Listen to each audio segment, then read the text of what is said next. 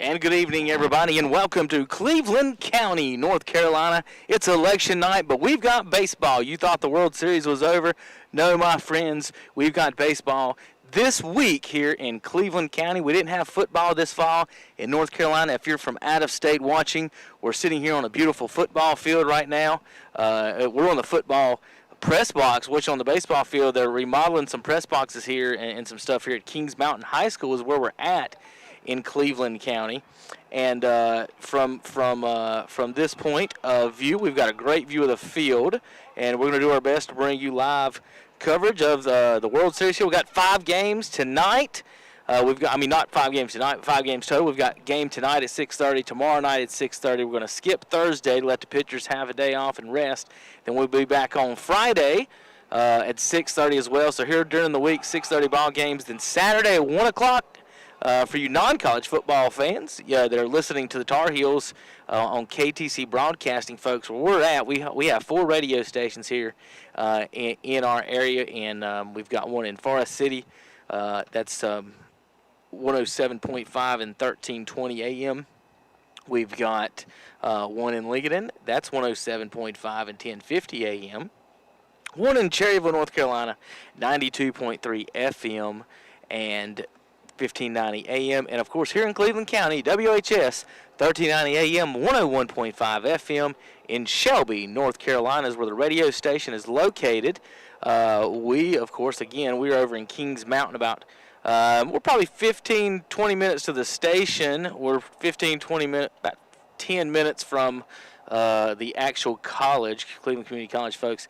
And what we have here is a Intrasquad matchup. Coach Gene Bowles is going to be my color commentator in just a few moments. His assistants are handling all the coaching duties tonight. We've got umpires here. KTC's own Tom Sinofani is going to be behind the plate, so I feel free as I want to admonish the umpires as much as I want, because Mr. Sinofani, of course, one of my good friends and works here for KTC Broadcasting, and we're ready to rock in just a few minutes. Gene Bowles is headed this way. I see him. We've got a cameraman who's about 7 foot tall. I hope he doesn't fall off the thing here. And then we're going to get ready to play some baseball here. They're throwing it down, and Coach Bowles is going to bring up the lineup here in just a second. He's running. So we've got our pitcher and action cam ready to start. Andre Bush is going to be tweeting for us. Do what? Yes, sir. We're ready. We're live. So had to talk to my cameraman here. Gene gave us the cameraman to talk to. I didn't even know you were standing behind me, Andre. First pitch is a strike one. And Gene will tell us who the batters are and everything in just a few moments here, I guess, because I don't know. Second pitch, breaking ball, 1-1 now. And we have a roster. And Gene, I'm sure Gene can tell us all about each player and special recruiting stories and fun things like that for each and every kid. That's a good pitch. Must have been outside. Or I can't tell. Tom's got gloves on, Gene, so I've got my first complaint to the umpire that he's got his gloves on. Swing and a miss, strike 3 for the first out of the inning. Who's the batter and pitcher, Gene? That is Logan Brock from Leonardtown, Maryland. That's batting? That's batting. Okay, so Logan Brock, and he struck out swinging. Yep, and Hunter Shue is pitching. Hunter Shue is pitching. What number is he? I'll find him on 45. this. 45. Come on, put your headsets on there, boss. We want to welcome everybody to the broadcast. Coach Gene Bowles is joining us. Hey, what's up, everybody? Can everybody hear me? All right. You're right there. You should be. That's our magic levels right there. So, Gene, we'll say hello to everybody watching. Got a nice little group watching early here on election night. I know there's other things to watch tonight. That the world is on edge, but we've got baseball here in Cleveland County we're excited about. Absolutely. This is Yeti World Series, Game 1. Strike 3, second batter, and that was who, Gene? That was Derek Ortiz. So Derek Ortiz is coming from Corral, Florida. Corp Carroll, is that how I'm saying it? Corral? I'm terrible with names to the Florida parents out there. Cape Corral. Yeah, there we go. Thank you. Now, Betty, we got Kairos Dawson's up right now, center fielder from Washington, D.C., St. John's High School. Breaking ball. So what does Shu have in his repertoire? He's a East. It says Boston, North Carolina East, Rutherford High School. So the locals have seen this kid pitch. Yeah. So he was a transfer coming into the COVID year from Chase High School. He went over to Coach Reynolds. Only got a couple outings due to COVID, but we're very excited to have this young man. Comes in with a good fastball. Can run it up to about 88. We're definitely looking forward to an exciting career for him. So who do we have here, Gene, batting now? This is Kairos Dawson. This is a COVID freshman. He is coming from North Carolina A&T. So you're going to start hearing that a lot with COVID freshman, COVID sophomore. So he was actually he was coming in as a two-way at North Carolina A&T. And okay. He's now and he became a PO, a pitcher only. But Hunter Shu strikes out the side. Yes, he does. Showing off. So Shu with a good pitch. We're going to take a quick break. We'll be back in a few minutes here on KTC Broadcasting. Folks, we don't actually have advertisers and sponsors here for tonight's game, so we're going to take some promos and some ads. The ads are coming from What's Up Shopper. We're the main sponsor, I guess, ourselves here for KTC tonight. And what What's Up Shopper does in KTC Broadcasting, we're a local broadcasting organization. We are also affiliates of some pros and college sports for you folks watching at home. You can listen online to some of these sports right on KTCBroadcasting.com. We've got Clemson Tigers, North Carolina Tar Heels, and Duke basketball and Duke sports here on KTC. We've got we've got NASCAR, of course, the Xfinity Truck Series, and of course Cup Series racing. We then also have pros. We've got the Carolina Panthers, the Charlotte Hornets, and the Atlanta Braves baseball on KTC. And then in the summertime, we also usually have American Legion baseball. We didn't have any this year, so that was kind of sad for us. And Gina, I pulled this book out, and if you'll notice, we got one game of high school in this year. Which game was that? And so I'll mention this because I think there's a kid on your roster here, Michael Green. Michael Green. He led off in that game. He was... Had to be a Crest game. Let's see. Yep. 0 for 3. With a line drive to short. He flew out to left, and he popped up to short. And then he walked and scored. So you find your way on, and you scored. They won 5-0 against the Shelby Golden Lions. You got any other kids that are in these two, either one Shelby or Crest? We do. On this lineup? So we have Riley Cash, actually the leadoff batter tonight for Team Greisman, and so he'll be playing second base tonight. Is a Crest Charger. So we have two Crest Chargers on the roster. So Riley in that same game was 2 for 4 with runs scored as well. So both those kids scored runs here. That was, I think, March 11th, Gene, was the last time we had live baseball on KTCBroadcasting.com. I want to thank you for getting us out here and everything. Was that at Shelby? Yes, sir. I was actually at that game. Oh, okay. I was sitting in the front row. So this is Riley Cash laying off for Team Greisman. He's facing Kyle Flynn from the state of Florida. First pitch strike to Cash. Let's see if I get my action cam up ready. Hopefully we'll get some balls in play. Well, you don't know. What do you do as a coach here? What are you pulling for when your team plays each other? I'm pulling for the Yetis. That's who I'm pulling for right now. This is a good matchup right here. Kyle Flynn's had a great fall. Had a good outing against Catawba Valley. Gave up no earned runs. Same thing with Flodar this past weekend. So we're very excited for the Southpaw from Florida. So he's from Dunedin, Calvary Christian High School. So he's he comes away of California, originally from California. I think this young man, he's had some talks from other schools already. COVID's kind of put him behind the recruiting. But we're really excited what he has. He has a big upside for us. Fouled back. And, Gene, I put my Jeep back there, and there's first foul ball goes back here and there. I've got it back here almost in the woods. Good luck, buddy. you see I'm down by the garage. I do not play. It's brand new for me. Bought it the other day. Thanks, Richie Knipe and the Game S&R Auto Sales. They do a lot of advertising with us. And I'm going to have to head over there. I'm in the market for a new vehicle. they are the used car superstore. There's a ball outside. They had a Challenger stolen last week on a test drive. I don't think we want to say that too much. So what I'm telling you, Gene, is don't get a little too excited on your test drive out there. It's good to know. There's looked like a really fast pitch. Second baseman bobbles it over to first and makes the play. So that's the first out of the inning, right? That's still Riley? Yep, so that was Derek Ortiz. So Riley Cash grounded out to Derek Ortiz. So it's a 4-3 to start the bottom of the first for Team Greisman. So Ortiz out. Do you have your lineup there? You can kind of give to me here. So for Team Dawson, we have Logan Brock leading off playing shortstop, Derek Ortiz playing second, Kyrus Dawson playing center field. Hold on.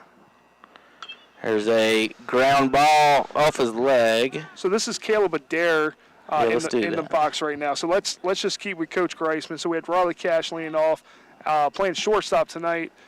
Caleb Adair playing second. Blake Decker playing third base. Janelle Baroa playing right field. Zachary Wilson behind the dish. Burns kid. Hold on a second later. Well, let's just go one at a time because I'm a slow rider, Gene. What's that in the middle of the field right now? So that is a Rapsodo. So that actually picks up all types of data on the pitcher. It's a cool piece of technology. After the game's over with, we can go back. We can see not just pitch speed. We can look at breaks of pitches, what vertical, horizontal breaks doing. Okay. So it's definitely, baseball's changed. Anytime you go to spring training now, those little boxes sit in the middle. And they're pretty, knock on wood, how you say it, they can take a big beating. I was about to say, like, what's the... I guess, of course, you only used in practice games only, right? Yeah, so we're not going to use those in real games, but... For the folks at home, yeah. So this is Caleb Adair. He's coming in from Athens, Georgia. Okay. Way of East Jackson High School. Caleb's probably jack of all trades.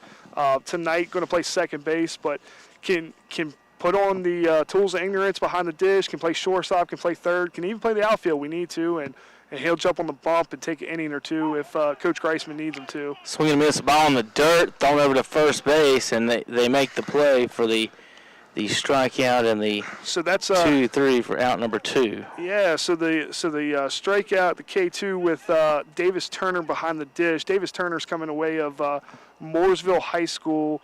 He was at Lenore Ryan last year, so he's going to be a COVID freshman.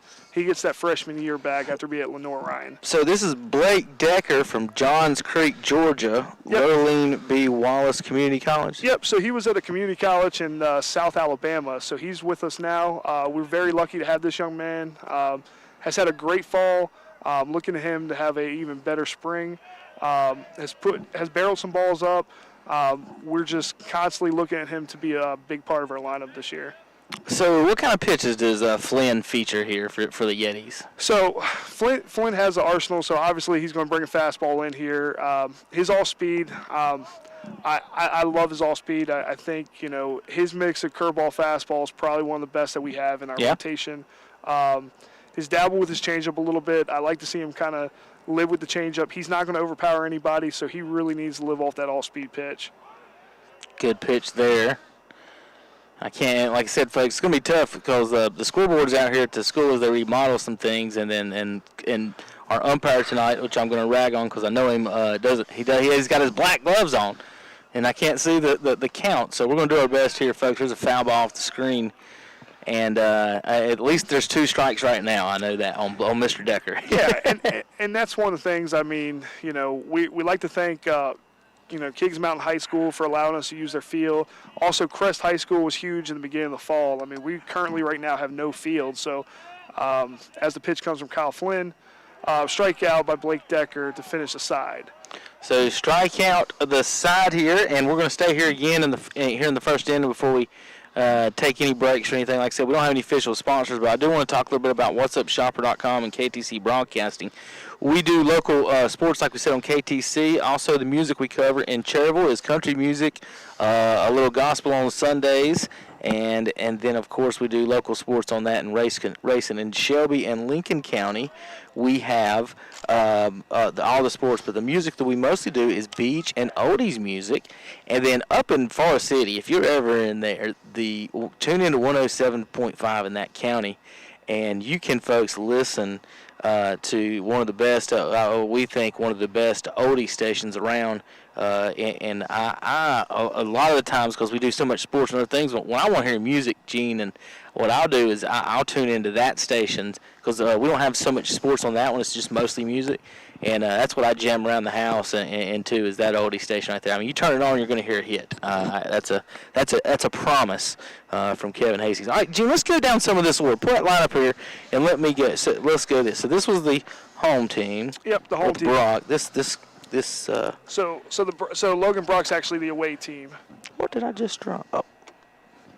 Okay, Brock's the away team. Yep, so that's Coach Dawson. So he's about to bat now again. No, it's going to be Mike Huber because they struck out the side. So I mean, like that side's going to bat now, right? Yeah. Okay. So Mike Huber's hitting a cleanup spot, DHing. Mike Huber. And you want to talk a little bit about him for a second? Oh, we can go through when he gets up to bat. Okay, we'll good. This lineup All up. right, so we got Huber at the DH, right? Yep. Giuliani Pereira is going to play right field tonight. Logan Rose is hitting the 6th spot. Pereira is in right field. Yep. Logan Rose is playing third base, hitting the 6th spot. Rose at 5'9". Okay. And then we have Davis Turner behind the dish. We got a pitch coming in from Hunter Shue. And that's to Huber, right? That is to Mike Huber. Mike Huber is from Pittsburgh, Pennsylvania, way of Thomas Jefferson High School. One of the few guys here that actually has a state title in football. Senior year won a state title for Thomas Jefferson. In Pittsburgh, not our local Thomas Jefferson. Correct, in Pittsburgh. We have one down the road, just like we were talking there in Forest City. Exactly is where we have one. That's a problem. So, Huber, big cut, and strike out. So, Shue with 4 in a row. Gene starts the game off. Coach Bowles, 4 strikes in a row. You got to like that for your pitching staff. Absolutely. I'm sure Coach Greisman's loving it. Coach Greisman's actually our pitching coach, and we're fortunate. He's coming away of Oklahoma, and he's a long ways from home and going to be getting married December 18th. So his fiance's probably listening out there, Elizabeth, and we'll be out there for the wedding. Okay. That's cool. High pitch, ball 1. So this is Giuliani Pereira, right fielder tonight for Team Dawson. It goes by Tico. He's coming from Miami, Florida. Tico's coming from South Ridge High School. Swing and a miss from delivery from Hunter Shue. Trying to find him on my list. He's here. number 1. Number 1. Yep. Of course, the one I started from the back. Usually people's in the middle. No. And he's the number 1 guy, Tico Pereira, South Ridge High School. South Ridge, yep. And South Ridge has a lot of good guys coming out of there. We definitely like to thank Coach Wayne down there, their head coach, for sending him and his partner Daniel Baroa up here as well. Best friends coming up here to play junior college baseball in North Carolina. So, breaking ball in the dirt. I'm going to text the umpire. Wonder if he's got his phone on him. I doubt it. I'd have it in my back pocket. I should have told him, I said, keep it in your back pocket so I can complain to you between innings. Tom's a good guy, the guy behind the plate. He was worried about some rules that that you guys make sure you got all the rules for you guys. I'm like, well, Tom, the head coach is going to be on the football stadium's press box, and these guys are playing each other. Surely to God, you won't have too much trouble tonight from the coaches. you won't have too much. They won't play any fancy games on them. Ground ball between them. Shortstop backhands it, throws it high into the dugout, off the fence, but nobody will go anywhere. And so sorry I didn't get the camera switch there, folks. Got a little excited about the ball in play. The pitcher's been mowing them down, Gene. I wasn't ready for my button to press. Yeah, we had a ground ball to shortstop, backhanded by Raleigh Cash, so we got an E6 right there. You think that's what I was about to say. How do you want to rule that? Would he have beat it out, or is that complete E since he threw it? He wasn't nowhere close to first base. I'm going to give it an E6 on that. So I'm going to let the coach call that one. So Pereira goes to first base. That brings up Rose. So we got Logan Rose hitting right now. Logan Rose is coming from Fort Lauderdale, Florida. That's a breaking ball. Number 38, Northeast High School. Now, Fort Lauderdale is about as south as I've been. Yeah, I mean, we got some kids south. I mean, between Fort Lauderdale and Miami. Have not ever made it to Miami myself. Well, we definitely have some tour guides now if we want to go down there. So They know where to go, right? they know everywhere to go, where not to go, and that's good. For you folks watching at home, I'm going to point out some players here in a little bit that are from local names. We've got Davis Turner from Cherryville, played at Lenore Ryan. Oh, that's actually old. He's from Mooresville. So we Okay. that was actually a mistake. Misprint on that one. Yeah, so he is from I was about to say, Mooresville. that's a name I didn't know, but that didn't mean that it wasn't him. Well, I seem to know most of the Cherryville names. Let's see. This is still Rose, right? Yeah, this is Okay. Logan Rose. So Logan's actually he's going to be playing third base tonight for T. Dawson. So him and Blake Decker are both playing the hot corner tonight in this scrimmage. Swinging a miss on the fastball. So what kind of speed are we looking at here from Shu? So Shu, like I said in the last inning, I mean, he can run it up to about 88. I mean, he's going to live anywhere between 84, 85 here this fall. I mean, he's been working on some stuff. I think the offseason is going to be big for him. Nice all-speed pitch for Shu. Out in front, swinging a miss, strike two. I think the break's going to be huge for guys like him, guys like Nate Roof. A lot of these kids with COVID, some of these guys went really hard to try to throw, and their bodies just need some rest coming next month. So definitely swing. Drive deep left field. That ball might be out of here. Center fielder's on it in the gap. Caught it up against the wall. What a play by the center fielder. That would be Michael Green out there in center field. Michael Green. So Michael Green, Crest High School product, going to the deep part of the ballpark to bring that back in left center. Great play. I looked up. I hope the cameraman got that. Who's our cameraman, G? So we have Ryan Blake. Ryan Blake's coming from Asheville Christian. He's down there doing. He's one of our pitchers. He's down there doing the camera work for us tonight. Okay. Asheville Christian in Marion, North Carolina. Yep. I want to thank him. Tall fella. How tall is he? Do you know? He's got to be over 6'4". We got one kid sitting in the dugout over there, 6'8". I mean, we got. Some, We got some Yetis on this team. Yeah. Absolutely, we love it. Yeah, Blake, big. He walked over. I'm like, you dude, because I knew he was going to be standing on that ledge over there. I was like, golly, that dog kid's about to be standing over there. But he's on the ledge doing good tonight, and but he's right in the middle of the action. He's protected by that fence there, which is good. So hopefully, unless another one of Riley's throws get over there, I'm only joking because he's a local kid. There's a high inside. Now, we got a lefty up. Who's batting here? This is Turner? Yep, this is Davis Turner from Mooresville, North Carolina. Like we said, way of Lenore Ryan. He was a part of the Mooresville team that won the state title back in 2019. Good team they had together that year. He was the catcher for them. Foul ball behind the backstop over the press box. Hopefully they didn't hit a car back there in the parking lot. Well, so this year, kind of weird year, they got to play over there in the last year, Shelby Legion had to play over here because of the remodeling at Shelby High School, and then we got one game in at the high school this year. So that's kind baseball's been weird for us about in the past 12 months. And that's kind of where we're at right now. I mean, we're working on getting a complex on campus right here. Pitch from Hunter Shue, all speed pitch in the dirt. That brings down to 2-1. On Davis Turner. Is Pereira a threat to steal here? That's a pretty decent lead he's got there.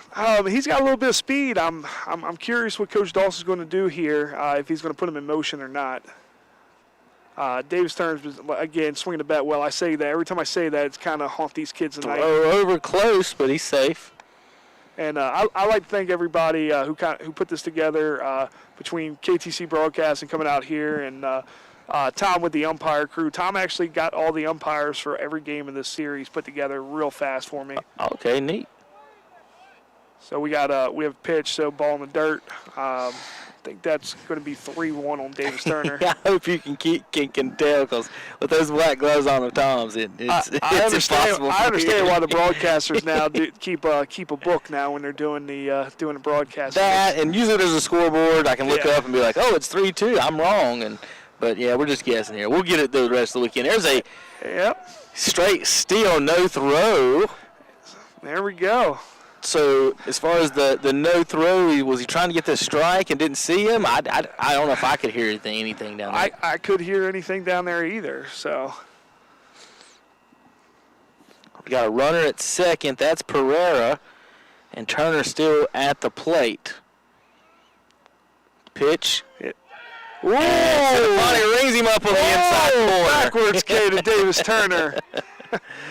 Welcome to the Yeti World Series Game 1. He's not thrilled with Stefani's inside fastball, but Gene, if it's too close to call, it's too close not to swing. That's right. All right, folks, we're going to be back in just a few moments. We're going to get readjusted here and warm up maybe a little bit on KTCBroadcasting.com. The game plays right here. Are you ready for some football? Your sports leader, WOHS Shelby, WLON Lincoln, WCSL Cherryville Gastonia.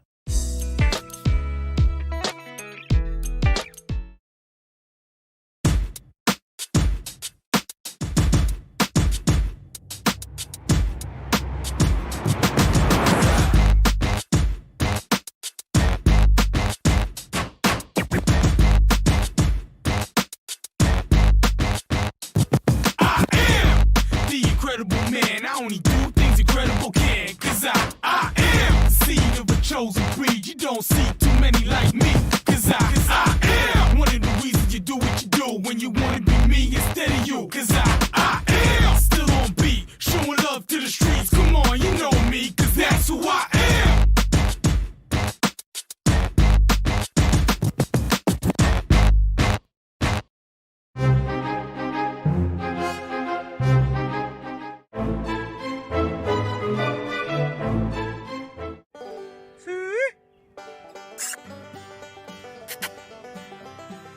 Come here. There's a pig on the golf course.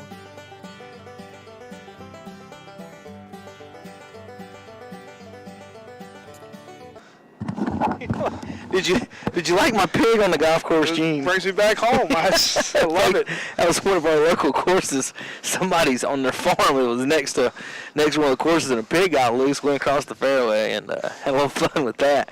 Welcome back to Kings Mountain, North Carolina. There are no pigs in the outfield, but I tell you what, your center fielder just made a heck of a catch out there. That was Michael Green, right? Yep, and now we got Daniel Baroa from Miami, Florida, taking 2 balls from Kyle Flynn.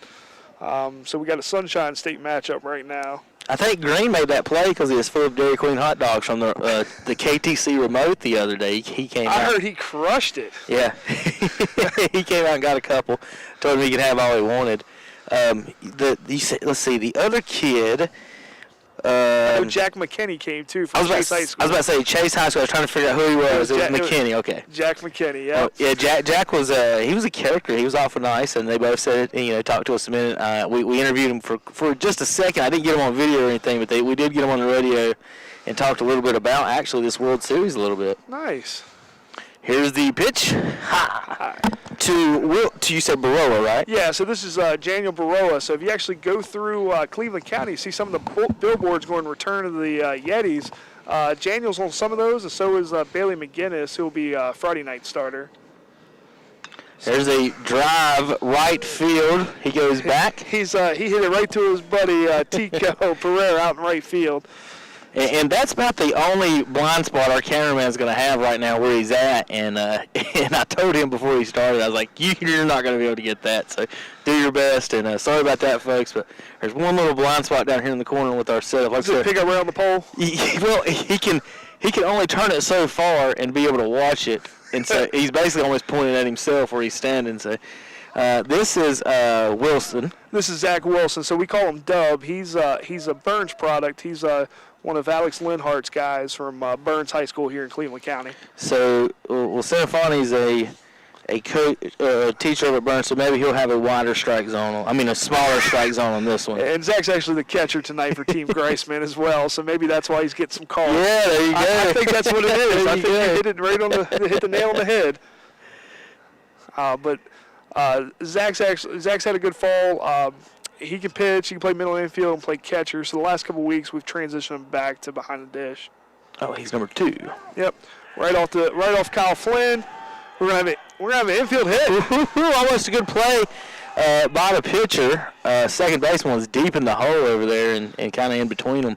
And we got a guy on first base, a hit from Wilson. Zach Wilson showing the wheels off. early in this game. So a single from Wilson, that'll bring up Green, who just made a play in center field a minute ago. And a lot of times, Gene, you make a good play in the field, and you're up next too. And baseball's a beautiful sport. That's why we love it.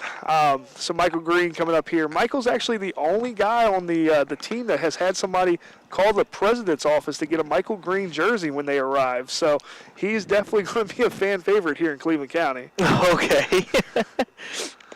They wanted to order one, huh? Absolutely. They want a large Michael Green jersey when it comes in the school store. So I said, we ain't doing that, but you can get one made if you want to. But Michael stands up here with 1-0 count from Kyle Flynn. Zach Wilson at first base. Tyler James at first base holding him on. Ground ball. Second base. Knocked out by Derek Ortiz at second. It's going to be an infield hit. We got runners on first and second now. So calling it a hit, and that'll bring up McKinney. So Jack McKinney, Chase High School. Okay, so this is Jack. Yeah, he's from the farm. He three-sport athlete, played football, basketball, and baseball. I was going to ask if he was on the successful. He was freshman? Is that what this year? Yeah, he's a freshman. He was. So he was on the successful football team last year for the Trojans. He was. What position did he play in football? I'm Do you remember? assuming he was a wide receiver. So was Michael Green. Okay. Michael Green at first base. Michael actually had a broken leg during the football season at Crest High School, and really thought he was going to go play football at the collegiate level. And we were fortunate to land Michael and as well as Jack McKinney here in Yeti Nation. So runners on first and second. Here's the pitch. We're going to take a fastball Caught outside. a ball. So this again is Kyle Flynn on the mound, right? Yeah, this is Kyle Flynn. So we call him Sunshine. With the blonde hair. He's got that blonde hair going. So I'm sure his mom and dad are listening right now down in Florida. Good pitch. Right across the knees, a little low. Must be a little low. For the umpire. We're about what feels like 2 miles away. So Well, yeah, the folks can. The shot you're looking at, folks, is the camera's right beside us, and it's zoomed in a little bit. We'll zoom out in a minute and kind of show you what me and Coach are looking at here. Here's the pitch. Ball in the dirt. I mean, I know I'm way far away, but I like the way he pitches it, and it's. I don't know necessarily form from here, but the ball on his fastballs it looks like it's firing out of his hand pretty good. He has a heavy ball, so one of the things you asked me about the Rapsodo, it picks up stuff like that. So he has a lot of late life on his ball. Getting some text there, you might want to check here. All right. While we're charging. Yeah, that's a good text to get from one of our players. He needs to know what the password to the iPad is. Yeah.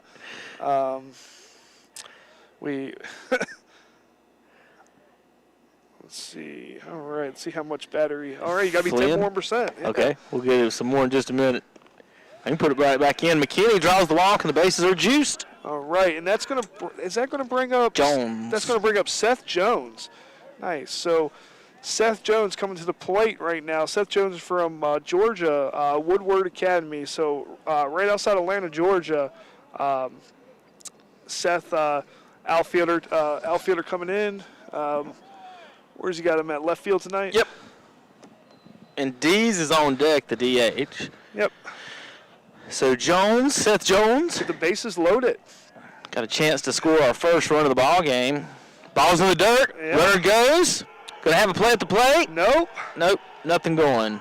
And Team Greisman up 1-0. And this Coach Greisman's got it, and these players says they are going 5-0 in this World Series. 5-0. So we are playing all 5 games regardless. That's so that we get all our pitching in, and this is the last thing as a team we're doing this fall here with us with the Yetis. But plenty of good seats still out here. If you're listening, you're in Cleveland County, come on out. Bring a blanket. Bring some hot chocolate for Kevin. I mean, he's going to need something about the 4th, 5th inning. I'd like the blanket more than the hot chocolate. Not a big chocolate fan, but the blanket I actually looked for one of Gene, and I was thinking, I'm like, do I need to get one for both of us? Or people want to talk if we're just sitting up here on this roof together under a blanket together? Ain't no shame. I was like, I don't think Gene would care. All right. Drive down the right field. That's going to be in our blind spot. Foul ball. Foul ball down the corner. And Tico was right there running down. He just ran out a little out of real estate down there. See, Kings Mountain High School, folks, well, talk a second. I'm going to stand up and get a little heat in me and move the camera around. We'll have a little fun here for just a second. I think I can reach, yeah. Now, who's batting again?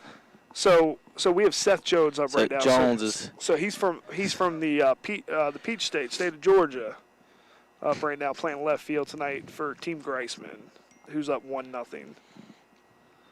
Pitch to Jones, runners on second and third. They're up 1-0.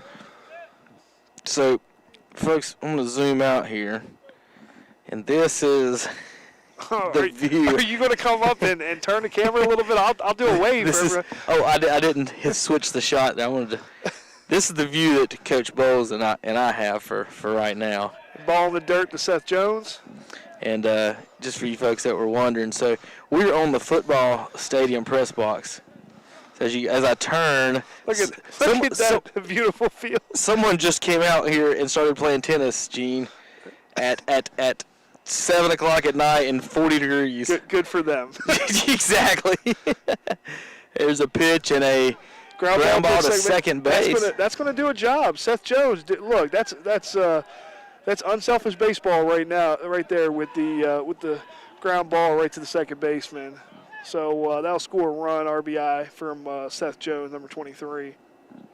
So 2 runs in the inning so far. And that's going to bring up Ricky Dees. Ricky Dees coming from Pender County, North Carolina. So Ricky's actually one of the first guys to come into Yeti Nation, which was kind of cool. Pitch to Ricky, taking is that a call strike? I can't see with the glove. It sounded like it. Yeah, he said something. But I guess he didn't yell ball. But Ricky's from High Trask, which actually one of my former players, Dakota McFadden at Prince George's Community College, went there. So had that connection to get Ricky Dees over here in Shelby, North Carolina. Now, that was a called strike. Now, he's a pretty tall fella. Yeah, he's a real tall fella. Grew a little bit from when we first started talking to him too, which is good. Oh, took a healthy hack behind the backstop on that one. So Ricky's getting ready to go. Ricky's hit from the left side facing the southpaw Cal Flynn. Sorry, I was reading your text, or has, whatever that means. I didn't think that was too important for you there. Let's just make sure it's not about the called ball. Oh, it's one of our recruits texting me, so I don't want to say his name on the line, but he might be watching. So Dees is up to bat. He's got a runner on third. I think he went. Oh gosh! He called it safe. No, he called him out. He called him out. The umpire on the field said safe. Whoa! Tom called him out. Got you. Okay, that's out 3. We'll be back in a minute. We'll tell you exactly what happened on KTC broadcast. The game plays right here. Are you ready for some football? Your sports leader, WOHS Shelby, WLON Lincoln, and WCSL Cherryville Gastonia.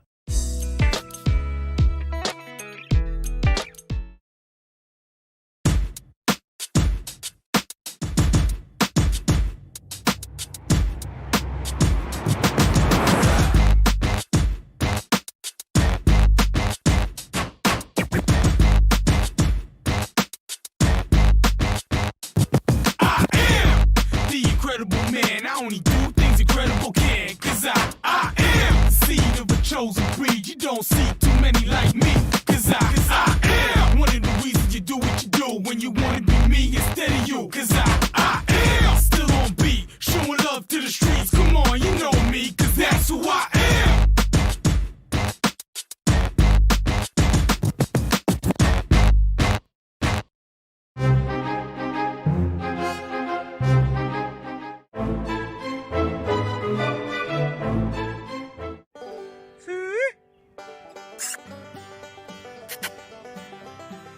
Come here. There's a pig on the golf course.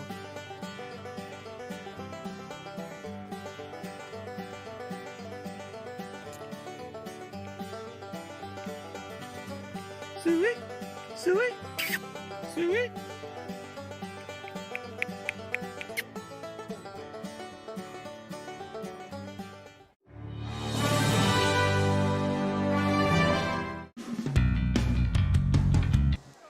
All right, folks, welcome back to the broadcast, and it is the top of the third inning. We're going 7 here, and Gene, we got a special guest here. I'm going to hand it off and let you guys go, and I'll run some camera and mess around. Who do we got hitting right here? Is this Tyler James? Yes, James. We have Tyler James from South Carolina. He's from Westminster, South Carolina.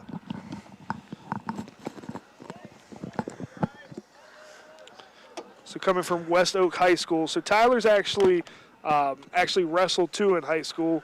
Probably one of our most decorated wrestlers on the team. Taking a ball high up. So I actually have a special guest here. We have Ernie Blanton with us. He's actually our FCA, what would you say, our representative? Yeah, I'm the area director for Cleveland County. So Hunter Shue looking in, gets the sign, fires back. Tyler James draws ball down the third base line. That'll be good for a single. Coming out with Seth Jones coming up, bringing it back into the infield. So we're fortunate to have Ernie come in every Monday at 3 o'clock. So he talks to our young men and young ladies, our Lady Yetis with the softball team and with FCA. So he does a great job. So if you want to talk a little bit about what FCA does for us as an athletic program. Yes, sir. Well, we just want to first of all say we appreciate allowing FCA to come on campus and serve you and serve the coaches and the team. It's an honor to be able to do this. But yeah, we come in every Monday at 3, and of course it is an optional time for the softball and baseball players to come in, and we're doing a series right now. Just I'm calling it the best season yet. First pitch from Hunter Shue into Mason Dugas from Florida. It's a ball. Sorry about that, Ernie. Oh no, that's good. Yeah, just chime in anytime.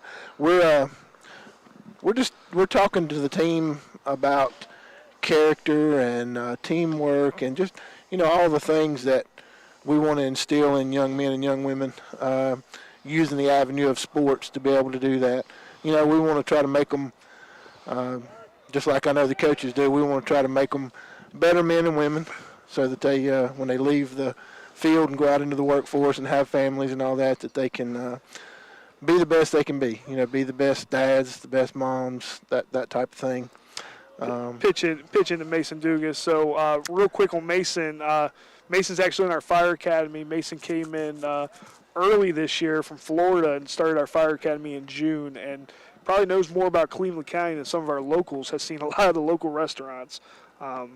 But going back to Ernie, so just the parents, if they're pitching from Hunter Shue high to Mason Dugas. So if they're listening out here, kind of things that you have worked with our athletes and trying to help them not just have a better relationship with the Lord, but more to kind of when it comes to just overall, being better citizens too as well. Right. Can you kind of talk on that? Ball inside of Mason Dugas. Now we have runners on first and second. Yeah, I mean, we've been talking to them about, like I said, the last couple of weeks about character. We're going to get into talking about adversity next week, and sports so often mirrors life in the fact that a lot of times we have to face adversities. We have difficulties that arise, and a lot of times it's all in how we respond. And so we just try to encourage them to try to respond in a way that can be productive. In the world we live in today, we see a lot of folks that choose to handle adverse situations in the wrong way, and so FCA wants to come in and try to help them understand that there's a right way and there's a wrong way to handle situations in life, just like on the field. Like I said, they mirror each other well, and so we're just trying to instill that. And we appreciate it. We definitely look forward every Monday at 3 o'clock. So we actually we're back to the top of the order with Logan Brock from Leonardtown, Maryland. Takes first pitch in the dirt back to the backstop, and that's going to move up Tyler James and Mason Dugas to second and third.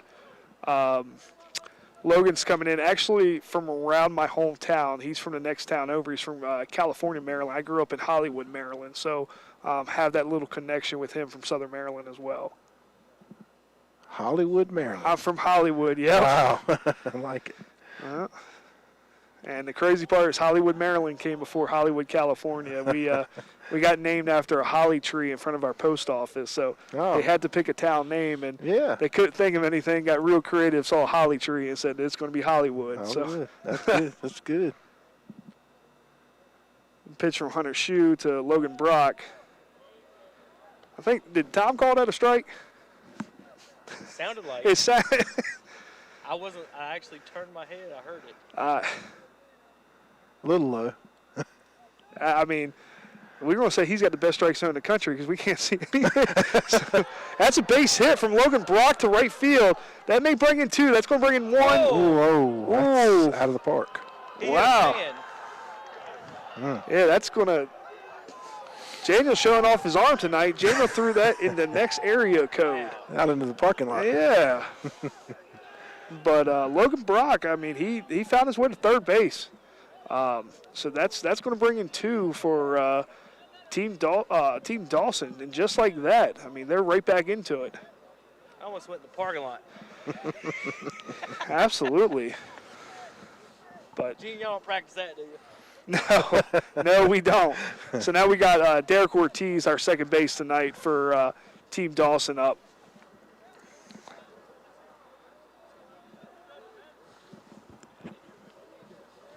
So pitch in from Hunter Shue. Oh, that was a late time call. That's what you don't like to see, one of those right there.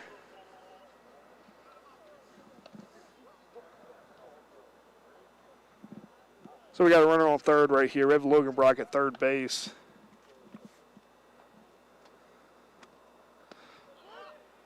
Strike called in on Derek Ortiz.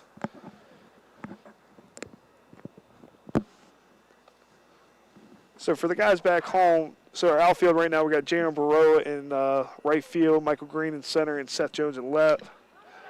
That's a drive out to right field, right to Janiel. Runners tagging. And Logan Brock's going to be safe. So just like that, Team Dawson finds a way, get another run across the board.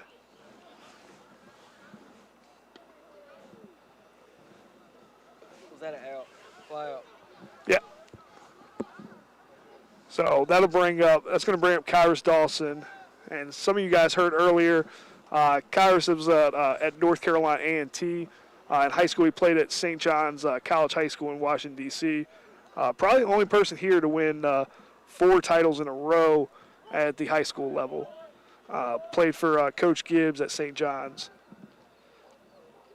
But Kyrus a nice addition to the Yetis. Pitch coming in from Hunter Shue. And just like to thank Coach Gavin Height and the Combine Academy guys stopping by tonight. They're definitely braving the cold tonight, coming out watching some Yeti baseball. We appreciate Combine Academy. If you guys are out there listening and you're looking for a post-grad school and maybe JuCo route's not for you, you're still looking to go and have an opportunity to play at 4-year school and don't want to go to a JuCo or try to get a little bit more JuCo offers, definitely look at the post-grad route. And Combine Academy in Lincolnton, North Carolina would be a good fit. But Coach Gavin Height's out here in attendance tonight with some of his guys watching, and we definitely like to thank them for showing out. Hunter Shue back on the bump.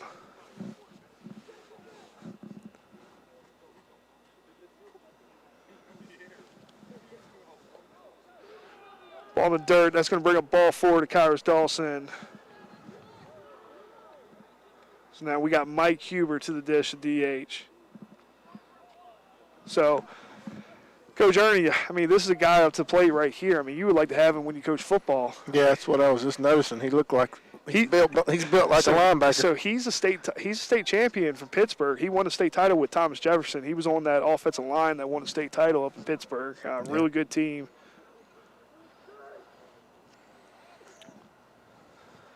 I'd like to know how much he squats. Yeah, he can put some back. I mean, He looks like it. oh yeah. Kyrus Dawson getting his lead at first base. Jack Mckinney holding him on. Pitch hit from Hunter Shue. That's called strike. So if you guys are just tuning in, Coach Dawson's team has just come out and put some runs on the board this inning to jump back, take the lead from Coach Greisman. Ball in dirt. Got it. See ya. Big time throw from Zach Wilson from Burns High School. Sending Kyrus Dawson back to the dugout.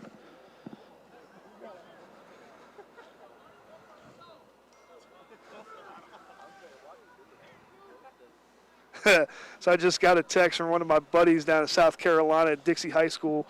Foul ball for Mike Huber. Jimmy Prince tells me I got a face for broadcasting and a voice for coaching baseball. Enjoy it. Appreciate you, Jimmy. Thank you. Showing you love. Absolutely. Got to have good friends out there. So thanks for tuning into the broadcast. So his son Nolan Prince is at Lander University down in South Carolina, pitching from Hunter Shoe. It's going to be taken for a ball to Mike Huber. But, yeah, it's nice to have catcher back there behind the dish. That's a big-time throw for Zach Wilson. Yeah. So Dub's coming up big. Dub's he definitely comes to a lot of our FCA meetings. It's great for him. Been there every time. Yeah. One of our local boys. Absolutely.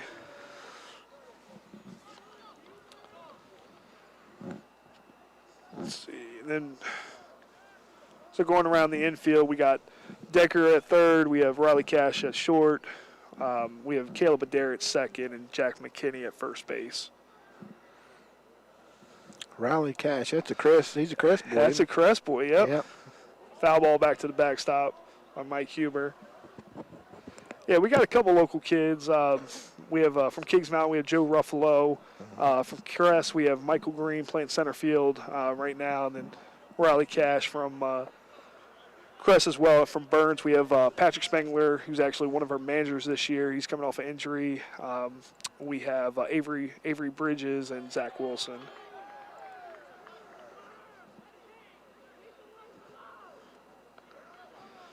And they're getting excited down there with the right fielder coming up. Tico Pereira, Giuliani's coming up. So Giuliani told me a little story. Right during 9/11, we were kind of figuring out, a lot of these kids have no idea kind of about 9/11. And he got his name from Mayor Giuliani in New York. He was born right after 9/11. His mom thought that was fitting to name him after the mayor of New York at the time. Wow, yeah, that's a neat story. But Pereira comes out with runner on first. Huber's on first. We still have Hunter Shoe on the bump. Swing and a miss. Got a little activity in the bullpen for Coach Greisman. Let's see if I can see a number over there. Oh, goodness. Ooh, safe. Huber got a little bit off and throw over. Not in time to get Huber.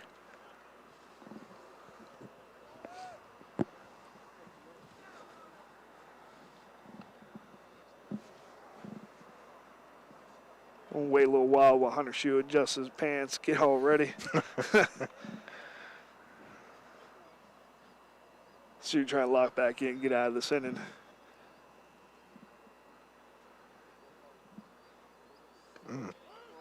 Oh, yeah. Curveball.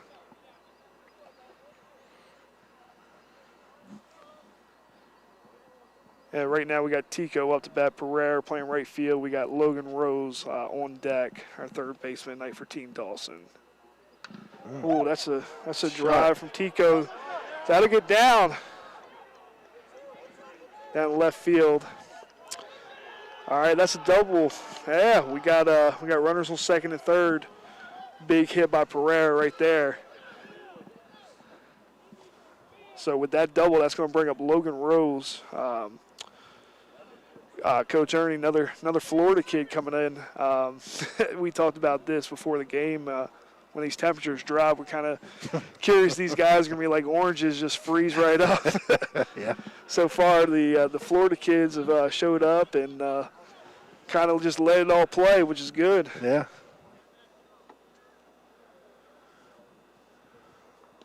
Ball in the dirt from Hunter Shoe.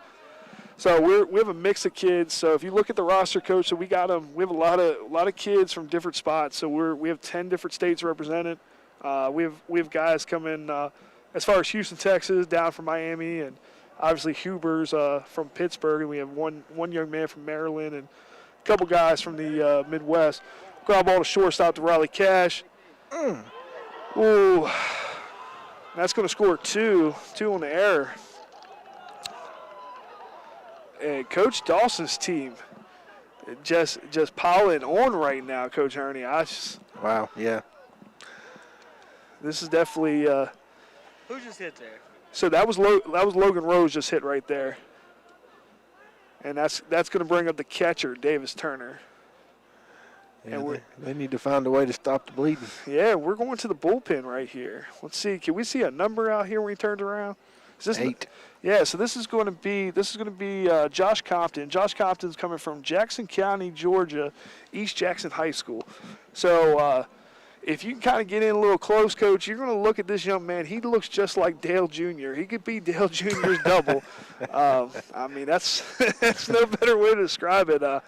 I love this young man. He's full of life, loves the Georgia Bulldogs, and definitely, like I said, we're excited for all these kids. Every kid's got a story. They come here. But Hunter Shue getting replaced by Joshua Compton coming in the game right now. Well, I'm impressed how you know most of their stories already this no longer than you've been with them. Yeah, I think the biggest thing, besides some of the kids kind of, Josh is one of those kids that, I was back home in Maryland during COVID a little bit, and when it first started back in probably the end of March, and while we were kind of quarantined, and They're going by the coach's name. we just do blue and black, it's fine. so we're talking about what the teams are, blue and black. So the black team right now on the field's Team Greisman, and the blue team on the field is Team Dawson. But getting back to the stories, though, it's interesting when you recruit these guys. You learn, about their family, about where they come from. But, I had a coach, Buddy Foster, at my last school at Prince George's Community College, and so same thing at every school I've been to. I've been fortunate with Jeremy Kennedy at Bethany College out in Kansas. He's now the head coach down in Loyola in New Orleans, and Bob Whalen at Dartmouth. We would all do interviews with these young men before the season started, before the fall season. Mm-hmm. And these are just short 10-minute interviews just to kind of get to know the kids. The questions are already there, and we really get to know I got a text coming in asking, what do I know about NASCAR? You're from Maryland. Yeah, I know. We sit right between Richmond and Dover, so yeah, definitely got to watch a lot of NASCAR. That's one big thing with us. We try to get to know these young men on different levels, so we know how to, kind of better adjust with them. So that's pass ball right there on first pitch. That's going to move up Logan to second base. I think we might have got a little crossed up right there. Zach Wilson's going to come out and talk to Josh. Well, I tell you, just looking at all the kids and where they're from, I tell you, that's a big testament to the hard work I know that you've put in going all across the country recruiting these guys. Yeah, and, it's a big thing. I mean, it's not just, it's our coaching staff, it's our administration that, allows us to be able to bring guys in too. I mean, if you look at the roster, I think, it's what baseball should look like. I mean, it's a good melting pot of different kids from all over the country. We're 50% in the state of North Carolina, and the other kids are out of state. I mean, looking in the next couple of years, we're going to have more North Carolina kids starting to stay at home because now they know they're a program. I mean, we were behind the 8 ball when it came to recruiting, and it's one of those things. I mean, I got to stick with my bread and butter with some of the coaches and the networks that I know, and just starting to get down in North Carolina. And that was one of the first things I did was start reaching out to the local high school coaches between Coach Hodge at Crest, Coach Linhart at Burns. We're fortunate, with all the coaches, Coach Emery at Shelby and Coach Melton here at Kings Mountain.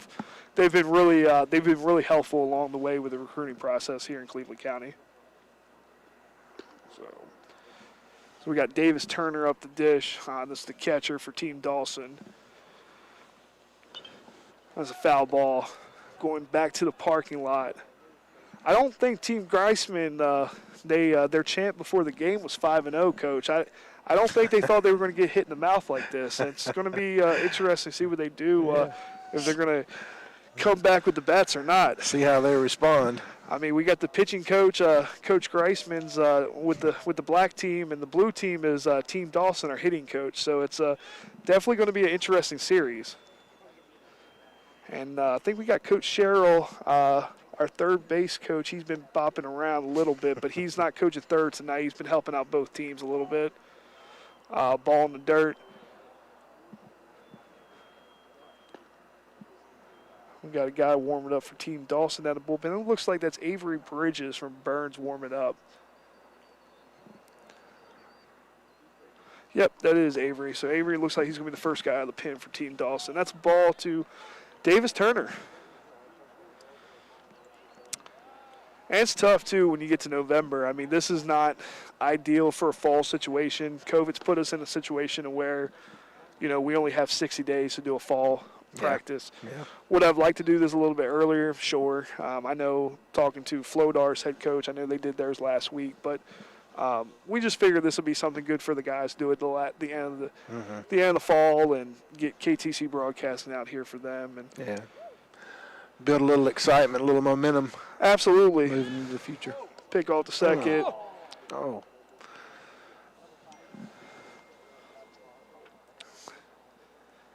Let's see. So pick off a tap over to second base, trying to get Logan Rose. Caleb Adair wasn't able to come up with that.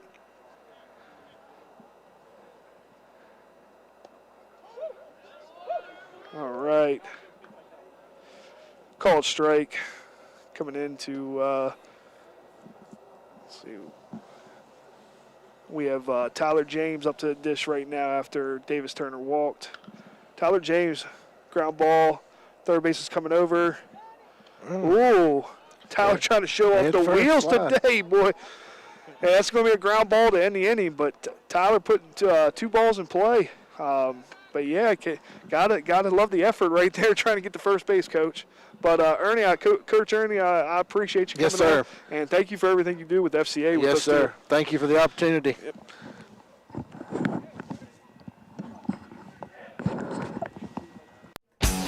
New shipments of carpet are coming in as we speak at Barrett's Floor Carpet on the Dixon School Road in Kings Mountain. All colors, all textures, and all on sale.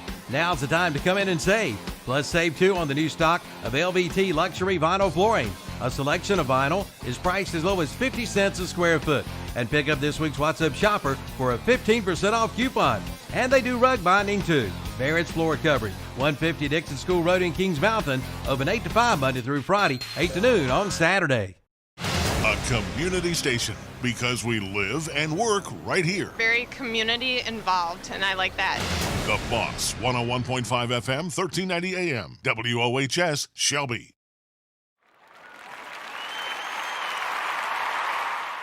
Since 1986, Witherspoon Insurance Agency in Shelby has been serving families across Shelby and Cleveland County. And today, Wayne Witherspoon continues the tradition of bringing you the best insurance at the best possible price. With names like The Hartford, Safeco, Progressive, National General, and Travelers. Drop by the office today at 125 North Lafayette Street in Shelby and talk with one of their friendly hometown agents.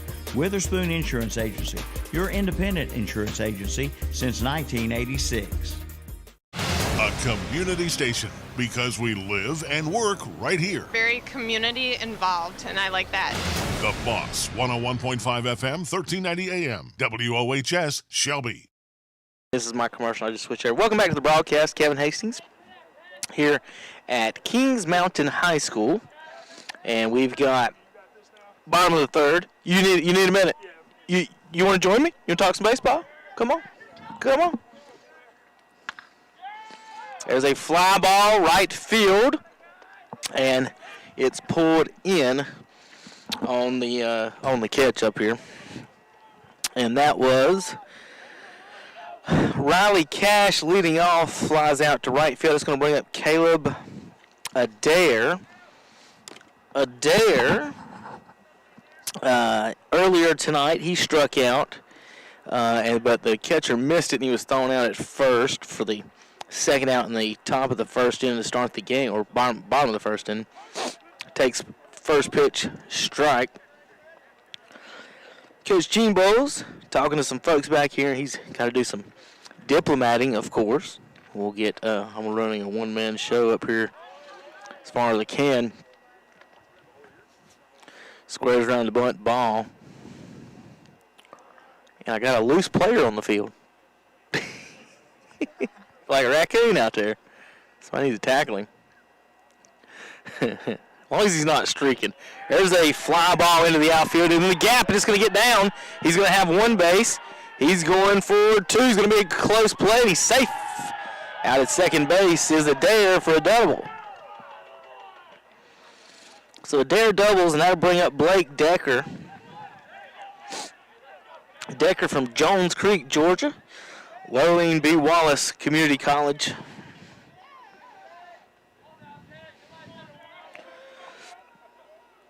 Ooh.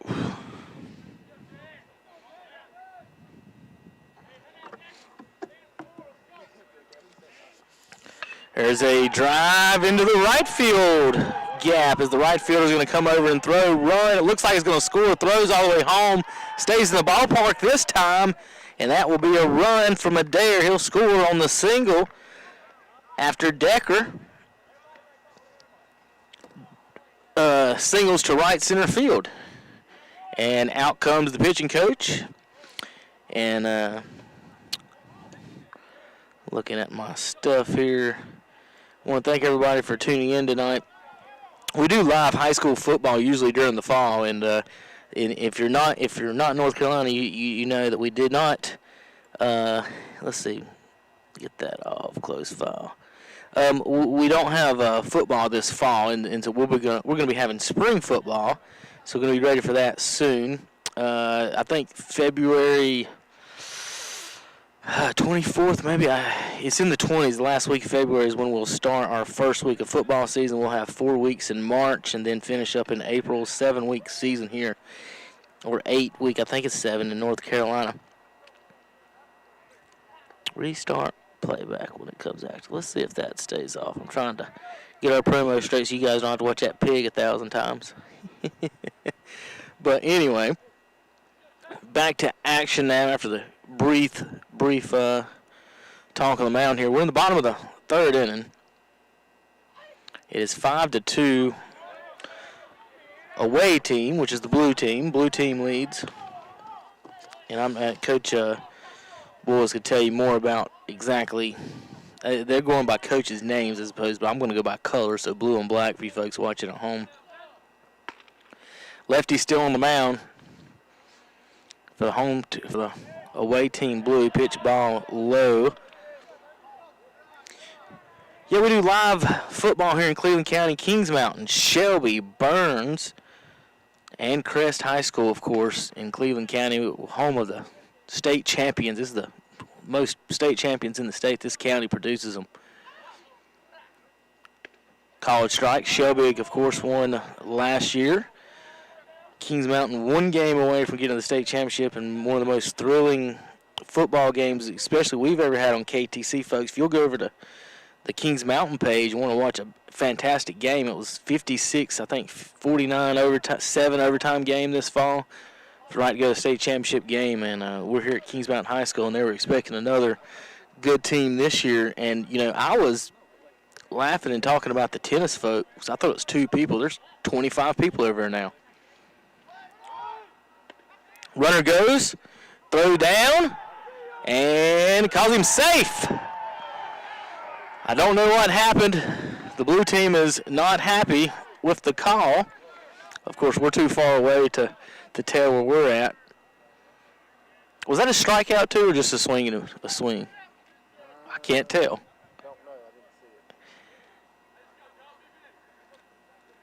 So I don't know if that was a strikeout or not. We'll figure it out in just a second. I'm sure the folks aren't on the edge of the seats of who's winning this game. Most of you folks, of course, watching a loved one or a friend tuned in tonight here in fall baseball. Nice and cold in Shelby, North Carolina. There's a ground ball to second base. over to first, and the third out of the inning. So that was a strikeout a minute ago, and a 4-3. After 3, it's 5-3 away team. They're the black team. We'll be back in a few minutes on KTCBroadcasting.com. Wednesdays, 2 p.m. Listen on Spotify, Apple iTunes, replays on YouTube, KTC Sports, KTCBroadcasting.com.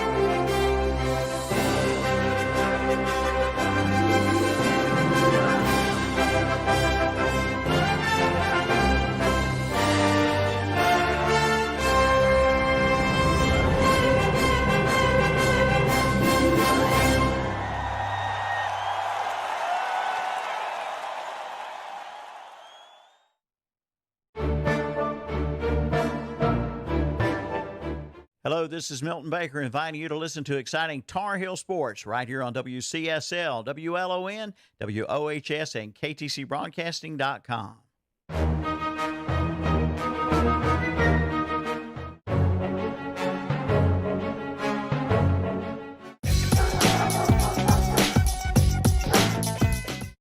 Hello, this is Milton Baker inviting you to listen to Post 100 Baseball right here on WCSL, 1590 AM, 92.3 FM, and KTCBroadcasting.com. Hello, this is Milton Baker from the Down Home Radio Show and West End Sales Swap Shop, heard Monday through Friday at 9:30 on WCSL, 1590 AM, 92.3 FM, and KTCBroadcasting.com and Facebook.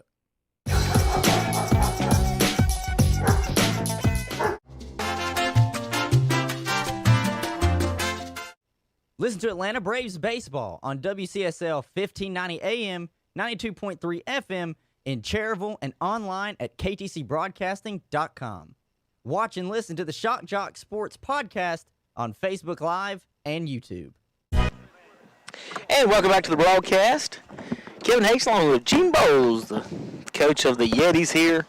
And after 3 innings, Gene, it's 5-3 blue team. And up to bat now is, looks like Turner. Yeah, Davis Turner, catcher for Team Dawson, up to bat right now. So we get the Mooresville product up right here. Mooresville Blue Devils, they got a turf football field up there.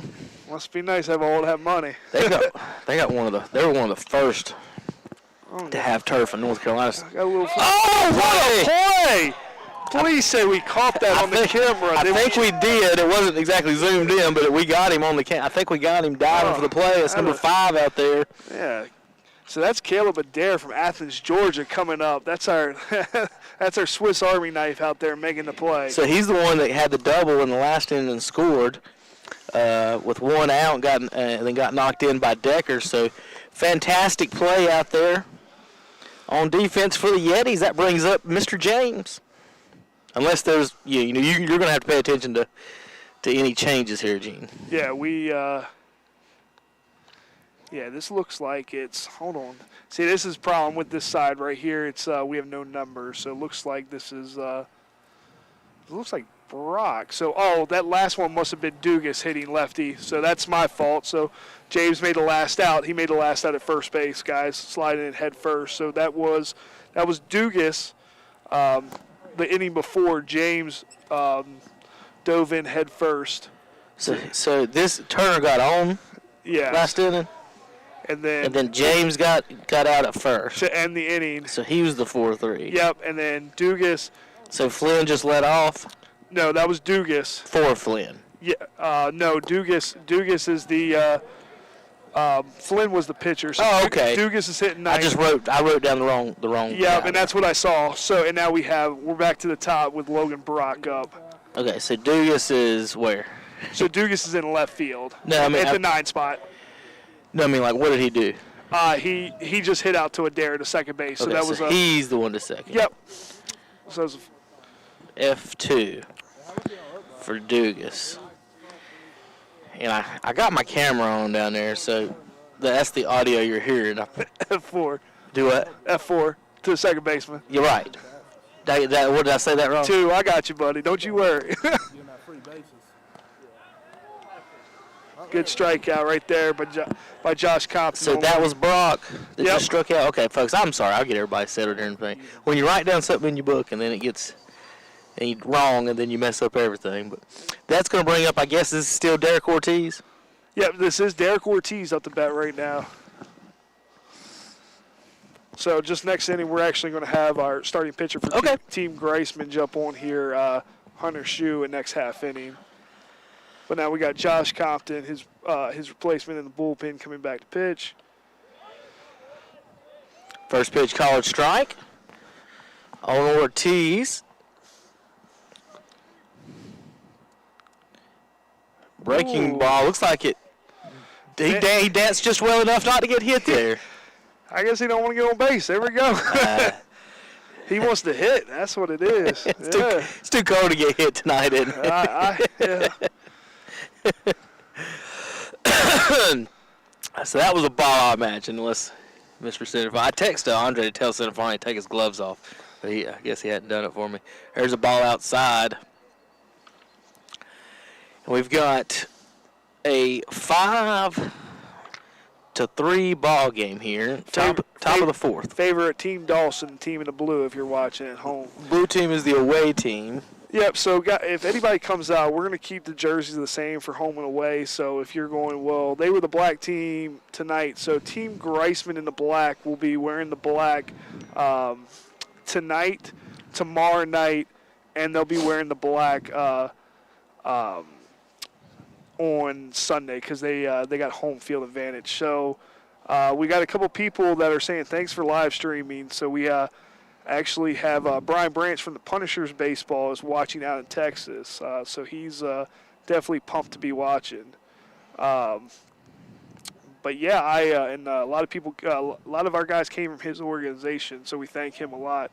Ball coming in to Kyrus Dawson, so that's a 1-0 to start the count with Kyrus. So what kind of pitches does this pitcher have? So everybody's a little bit different. We don't have anybody that's really overpowering right now, so a lot of our guys are relying on their off-speed. Here in this, we're kind of towards the end of the fall, so you're going to see a lot of guys kind of mix in more fastball change-ups just because they're kind of weaning off a little bit of the curveballs. I mean, it is what it is. It's towards the end of the fall, and plus it's a little cold out too. So, guys, our pitching coach is monitoring everybody's arms too. That's one of the reasons we got Hunter Shue out when Coach Greisman did, instead of letting him out, and also it gives him the opportunity to come back this weekend and pitch. It's you, Mr. Flynn. Is this Flynn? No, this is Hunter Shue. Oh, this is Shue. So he'll come on next half. Flynn's still in? Or they take him out? It should be Avery Bridges is probably going to go in next gotcha. inning. So he's down the bullpen right now throwing. Avery Bridges is for Team Dawson. We're going to talk to Hunter in just a moment. I've got a third mic, Gene, but I didn't bring in the right plugs to put it in, so we'll have to just share tonight. You're good. We're figuring this thing out on the fly. So here's the pitch to Kyrus Dawson that's all the way down on the football field. Yeah. Oh, that's going to be a long walk for somebody. Who's on that one, G? And it's still going. It's moving. It went down the pavement and not on the actual grass where it would slow it up, and it is on the opposite sideline in the end zone. All right. It went a long ways. At least we can see it up here. There's a base hit in the left field. So runners at first and second now. That's a good little stroke there from Ortiz. That was Dawson. Yep, that was Kyrus Dawson at the dish. Ortiz is out at second, right? Yep, and that's going to bring up Mike Huber from Pittsburgh, Pennsylvania. So Huber has struck out, and I don't know what I circled on that. I circled a hit by pitch, but that's not what happened. He must have just walked. I missed the base. I missed the base on balls. He walked.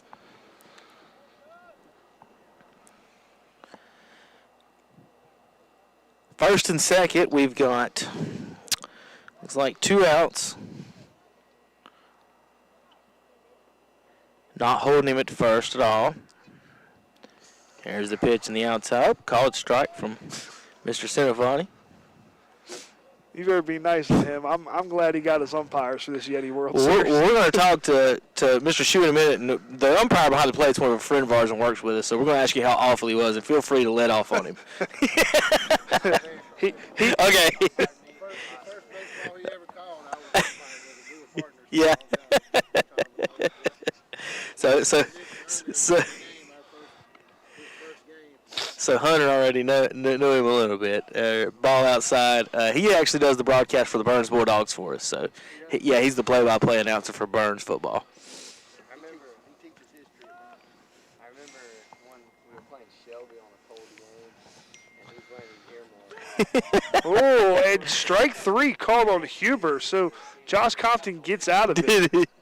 Well, we're going to talk to Mr. Shue in just a second. We get back after the top of the 4th with no runs, and it's still 5-4 blue team on ktcbroadcasting.com.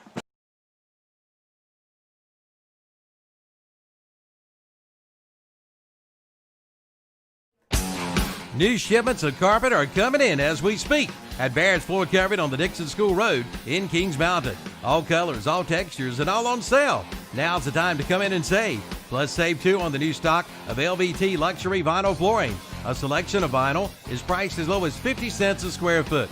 And pick up this week's WhatsApp shopper for a 15% off coupon. And they do rug binding too. Barrett's Floor Coverage, 150 Dixon School Road in Kings Mountain. Open 8 to 5 Monday through Friday, 8 to noon on Saturday. A community station because we live and work right here. Very community involved, and I like that. The Boss, 101.5 FM, 1390 AM, WOHS, Shelby.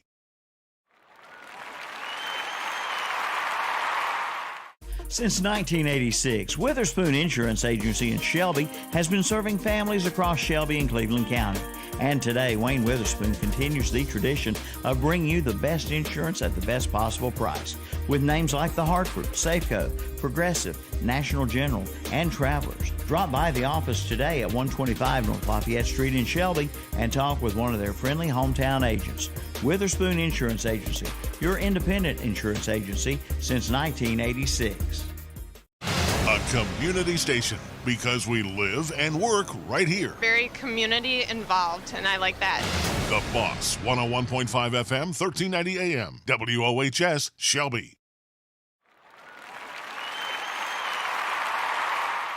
Considering All right, we live? We back on, Kevin? All right, so we're back on. Now we got Avery Bridges coming into the game. Avery Bridges coming in from Burns High School here in Cleveland County. So we got a special guest. So we actually have Hunter Shue, the starting pitcher for Team Greisman. So welcome on, Hunter Shue. Good to be on. All right, so how'd you feel after tonight's outing? I felt like I threw strikes and got ahead for the most part, and I feel like it was one of the better outings this fall. Yeah, I really was impressed the first 2 innings. What kind of happened your last inning out? What you feel that you struggled on? I feel like I came a little bit too predictable. When I got ahead, I would always go with the curveball because it was my best pitch of the night, but I feel like I should have started throwing it more first pitch and then ending with the fastball or slider. It also doesn't help that our hitting coach is the other team's head coach tonight. So, they've got to see you all fall and kind of know, when you come through the lineup what you're going to do. So we got Avery Bridges on the bumps coming in with his first pitch. Is this Michael? We have Michael Green stepping in. So what kind of insight can you give us on Avery and Michael? Mike's got quick hands, but he likes to chase up. And I haven't really saw Avery much since he's become a PO because he's throwing on different days than when we did. Yeah, so Avery, I mean, he's, came to us playing outfield and also playing a little first base, but has made the change to just wanting to pitch. We're in the last couple weeks, so we're definitely curious how he's going to be doing that. Swing and a miss from Michael Green. Michael, one of our faster guys on our team, another local guy. So what's it like for you coming from East Rutherford, way of Chase, and coming down here to Cleveland Community College? I really like it. Here in the East, it was really good. The transition's good because I get to stay in touch with all my people, and it's easier to follow me throughout my journey and stuff, and I can still talk to my coaches and showcase coaches. And I like that a lot. Sure. Backwards K from Avery Bridges. Now we're going to throw it around the horn. Yeah, it was a good pitch. It was a real good pitch. What can you tell, like a recruit out there that's listening, or even a travel coach or high school coach that's listening, kind of tell us about your recruiting and how that looked like for you? Recruiting was a fun period. It's something that you should take serious and be thankful for every opportunity that you could get. But Coach Bowles really stuck with me and always stayed in touch and came and showed his interest in me, and he's kept his word throughout everything. Hey, we got Jack Mckinney up to bat right now. And that's the biggest thing. I kind of think with the recruiting process, you know, we saw you a few times at East Rutherford, but before that we saw you at showcases. We knew who you were, but we also didn't want to just, you know, be that you know, program that was constantly talking to you all the time. You had multiple programs that were talking to you.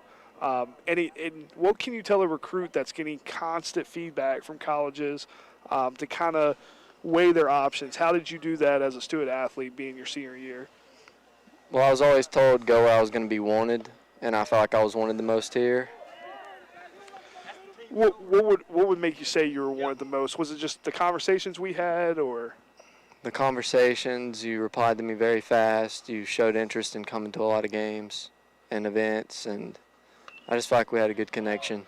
And that's one of the things we're fortunate too, being so close to your high school. So some of the guys who are listening out there, you know, myself and the rest of our coaching staff, we're not going to be able to jump on a plane and come down to watch you in Miami or Houston, even though we have guys from those cities. But you know, we're fly ball over towards the concession stand of the football field. You know, that's one of the things being a first-year program was fortunate to be able for us to get out there and see you a lot because we weren't coaching the springtime. COVID hits you hard, you know, and I really think that you know, you might not be here if it was a full COVID year, which, I mean, we're glad you're here, trust me. So it's foul ball down. It's going to be on top of the rocks down here at Kings Mountain. On the other side of the end zone in the corner. I felt like I definitely needed a year at JuCo to develop just because I was a late grower. And I think that's what, you know, most kids out there need to hear. You know, you were, but, you know, you have the pedigree to where you potentially could grow. And, you know, four-year coaches that are out there listening, you know, I mean, Dad's a big guy. Like, you have the genetics to where you're still going to grow another year or two. And JuCo, you know, it's a good route for a lot of guys. I think it gets a lot of knock because it's Cleveland Community College is a new program. You guys, like, what did you think when you heard about the program? Pitch coming in, swing and a miss from Jack Mckinney. So that's 2 strikeouts real quick for Avery Bridges coming into this game. I didn't really know if I would come here or not. I didn't know you were going to be the coach. I didn't hear much because weren't you coaching the what league in the summer? Yep. So I was up in the Cape Cod League up in Massachusetts, and it was tough for me when I got the job. I finished up coaching up in the Cape, so I couldn't come see you play summer ball. So I didn't get to first time seeing you face to face wasn't until August, actually, the end of August. Yeah, and there was a lot of moving pieces here. I mean, Coach Hyatt definitely played a big part in recruiting me, and he's at the Combine Academy now. Seth Jones up the bat now, left fielder for Team Greisman. But, yeah, speaking of Coach Hyatt's actually here tonight in the ballpark. He brought a couple of his Combine Academy guys here tonight, and we're definitely glad he showed up. But, yeah, you know, that's one of the things I think, you know, recruits out there need to hear, you know, the high and tight to Seth Jones. The JuCo process is not a bad idea. I mean, you have the opportunity to develop, and for you being close, you know, your family gets to be here tonight to watch you pitch. Yeah, I mean, my dad works in Charlotte, and he can just come back by on the way home. Yeah, and that's one thing where, you know, if you're local and you're listening to this broadcast, you know, even if you're from Mecklenburg or Rutherford County, Cleveland County, Lincoln, I mean, we keep going Gaston, keep on going, but I mean, really take it seriously that you stay at home and playing from your family and friends. I mean, I get it. You know, we have guys from all over the country, and tell the people, you know, around kind of what's that like to play with guys who are from different states that maybe you never been at before. It's really cool. I mean, they can show you new things, and ball high to Seth Jones. Everyone's comes from a different family, and they do different things, and it's just cool getting to talk to people and see how their lives are in different places. So what's kind of the most, like, the out-of-state kid that's been kind of most interesting to you? Kind of just like throw a name that comes off the hat. Like, Josh Compton, for sure. Josh Compton. Why's he come out to you? I don't know. I mean, we just hang out sometimes. Pop fly coming out behind first base. That's going to get out of play. Tyler James taking run on that. He's definitely an interesting guy. Yeah, I mean, you guys kind of hit it off real quick, too. I mean, living the PO life, and then, you know, it's interesting seeing a kid from Georgia that, you know, you may never been where he's from, but, you know, you guys kind of have certain mannerisms that are the same, and you guys got along real quick. So, and I think even though guys come from different cities and different states, and, you know, a lot of the guys have gelled pretty quickly on this team. Like Mike's from Pittsburgh, and, you know, the Steelers 7-0. Had to call that out there. Like I told you yesterday, my brother Scotty's a Steelers fan, and 7-0. I can't believe they gave the Ravens a shot to win the game, though. But yeah. It's fly ball. We got Kyers Dawson get ready to camp underneath that. Kyers comes up with the out. So that's going to be 3 outs. We're actually going to come back, and we'll have Hunter Shue on for one more half inning. But we'll be back right after this break with KTC Broadcasting. The game plays right here. Are you ready for some football? Your sports leader, WOHS Shelby, WLON Lincoln, and WCSL Cherryville Gastonia.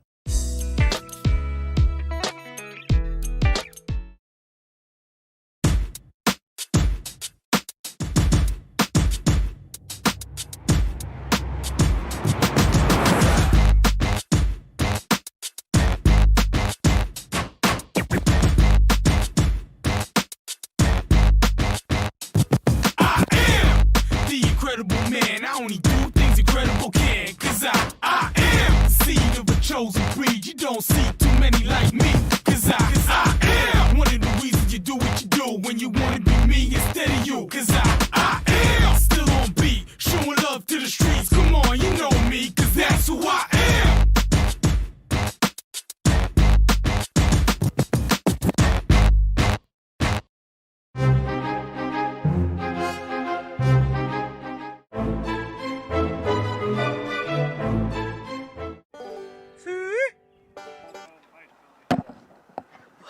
Welcome back to Kings Mountain High School, home of the Mountaineers. I need my book over here. I'm about to lose myself there. It's getting so cold. I'm trying to shake to keep warm up here on the roof. It's election night, and we're playing baseball. I'm here with Hunter Shue, the original pitcher here for. I don't know the team. I don't know your team name officially of your name. What did Jones do there to end the inning? Fly out to right. Center actually. Center. Okay, so he got it. So let's see. Top of 5 now, Hunter. I go ahead and get to meet you a little bit here. How about this? And since you're up here, who's your favorite baseball team, Hunter? The Red Sox had a little bit of a rough year and a rebuild stage. Yeah, so Sox fan. What happened? Just I don't know. He took like a minute, big old walk there. Kind of a weird. This is Huber. Is this still Huber? You know, this is Mike Huber. No, this isn't Huber. I think this is Tico. Just got hit. Tico, yeah. Am I on the wrong side? What's Tico's last name? Pereira. Yeah, I was on the wrong side. So apparently I have totally messed up my book. This is Logan Rose. That was Rose. No, Rose is at bat. Rose is at bat. That was Pereira. And Pereira was hit by a pitch. Folks, I'm sorry. I want to try to make sure I get everybody's name. You watching at home. Coach Bowles is here behind me trying to tell everybody who it is and eat his dinner at the same time. But so I've got Hunter Shue here, East Rutherford Cavalier. Did you play any other sports at East Rutherford? No, I did not. Baseball? Yeah. Only? Here's a pitch, swing and a miss. So you played for Coach Reynolds? Yeah. Okay, so he actually was my neighbor when I was growing up in Cherryville. So I know Coach Ruins well. Both of them? Drew, too? Yeah. Yeah, I know Drew, too. Drew, I coached against him when he was 5, like coach pitch. That was one of my summer jobs, was working for the city, and one of the things you can volunteer to coach, earn a little extra money, and I did. I used to coach against him. But I've broadcast plenty of Drew's games for Cherryville Post 100. Pitch high, still on base. I think he got him, Hunter, and he did. Hosed. Pereira hosed. It's a great tag by there. So Rose with nobody to knock in now. And I always wonder, I was talking to, Coach Bowles back here, who's he pulling for? And it's hard to, you want your runner to go faster there, but you want your catcher to make a heck of a play. Oh, Dub has got an absolute laser from back there. Pop up behind the plate. So you like your catcher back there? He's got a good arm. Yeah, that's for sure. That helps out your pitcher, doesn't it? And when you know you can, when I was playing infield, and when you got a catcher back there that don't, it worries you. You're thinking about you got to hold the runner maybe a little bit tighter here, maybe an extra throw, and when he's got a hose back there, it makes you feel a little more comfortable, don't it? Yeah, I'm a slower guy to the plate, so I don't really have to. So you need a little help. Much. Yeah, as soon as like the last, I think it was the second inning, somebody stole on me. Yeah. And he just got up, took his time, and threw it. And I was like, throw the ball, what are you doing? It took forever to throw it. And then he hosed him by like 3 steps. Yeah, I like to steal bases in high school, and I'll tell you a quick story. I was playing against a catcher that was like 6'5", and he would tall people takes forever for them to stand up, and he stood up fully, and I was about almost a second. I'm like, oh, I got this, and then he unleashed one of the most laser cannons I've ever. You heard it go by my ear and hose me. And I was like, oh my God! And I kind of like what you said. You're like thinking, is he going to throw it? He's going to throw it, and then woof, here it comes. The runner's at first, and Turner's up to bat now. The lefty. So, was you pulling for anybody in particular in the World Series? Or did you care being a Red Sox fan? I really like the Dodgers pitching staff. I like Buehler and Kershaw, and it was good to see him get a ring. But I like the Rays. Yep. I like Todd Glasnow.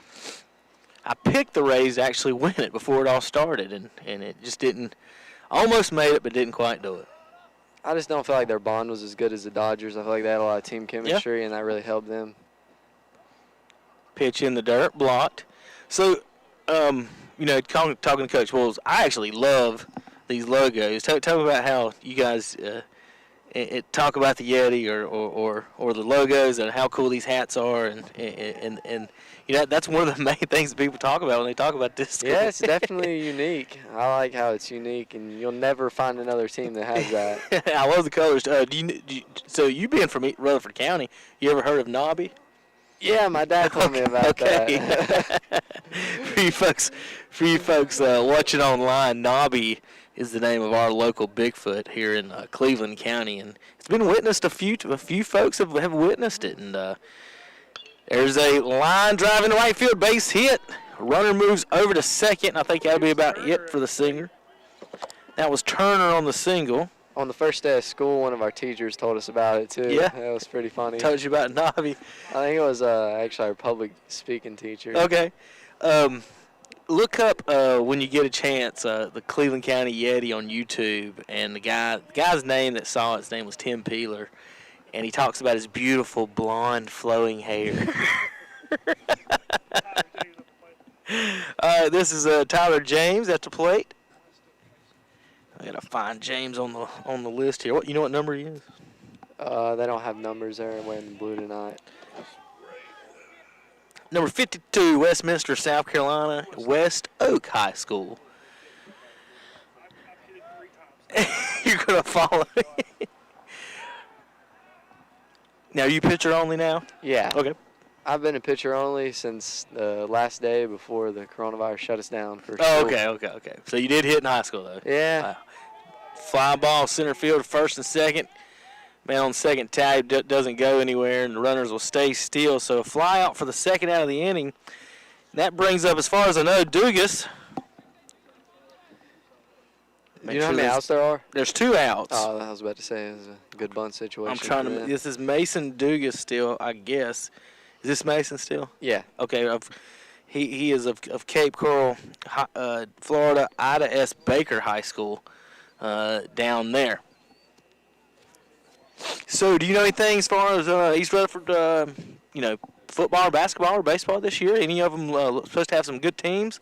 Baseball is going to be very competitive for the next 3 years. Okay. That group of freshmen is very special.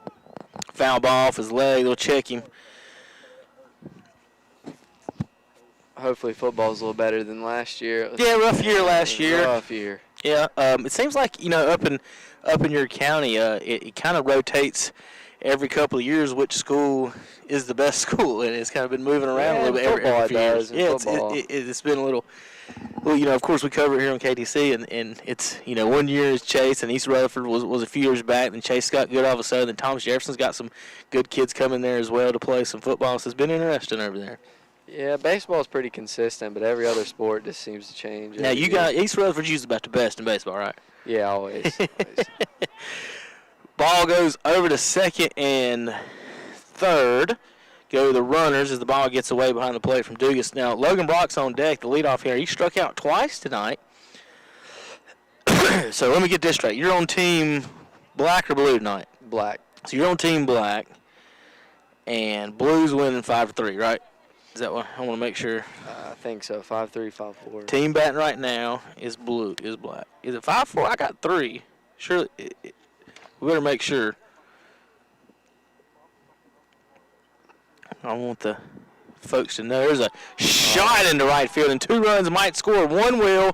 Here's a throw in. Up, they hold him at third, and he got a single and an RBI from Dugas out of the 9-hole, and he's gotten on base twice so far. He's excited.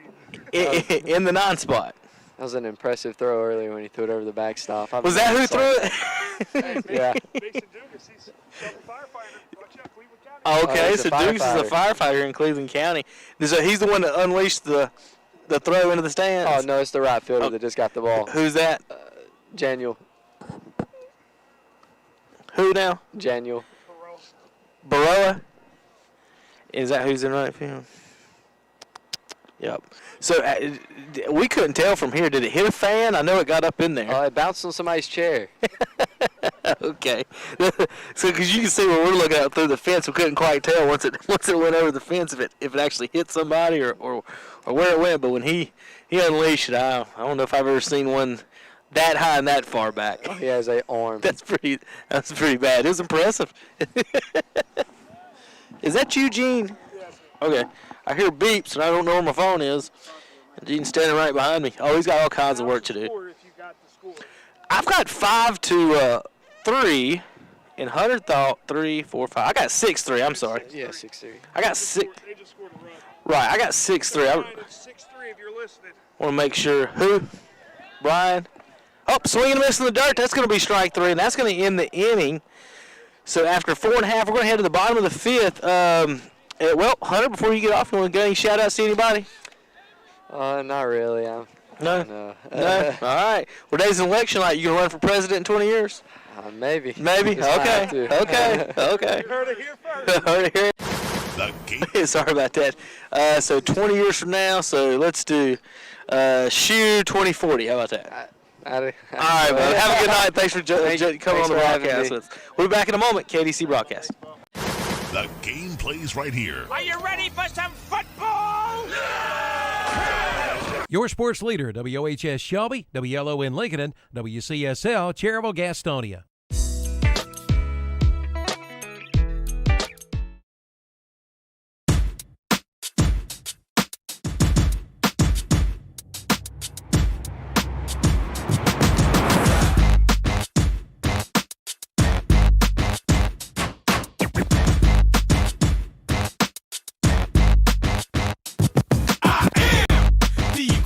Man, I only do things incredible can, 'cause I am the seed of a chosen breed. You don't see too many like me, 'cause I am one of the reasons you do what you do when you wanna be me instead of you, 'cause I am still on beat, showing love to the streets. Come on, you know me, 'cause that's who I am.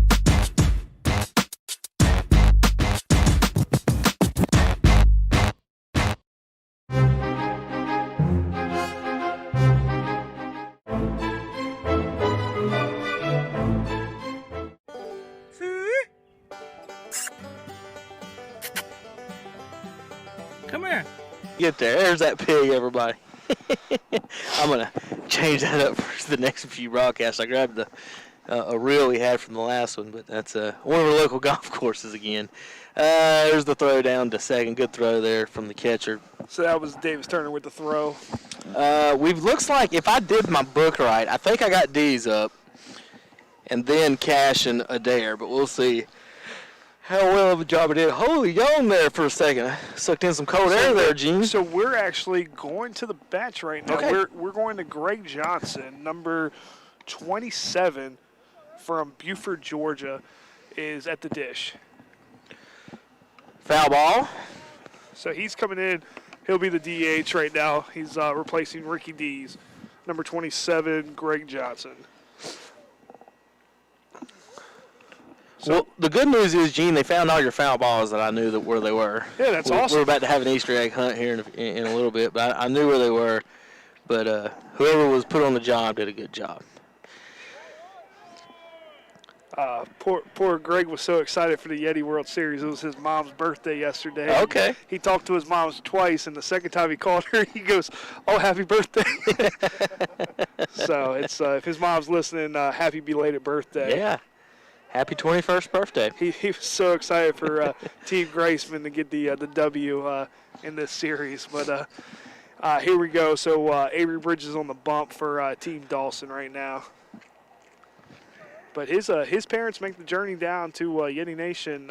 They've been pretty much every one of our games that we go. We play our travel schedule this coming up fall. So I'm sure they'll be down here a lot this weekend. So couple of guys from Team Dawson wanted that call right there. So that's a ball. I could hear that from up here. Your catcher tried to pull that one out of that one, but he couldn't fool Mr. Sinafani.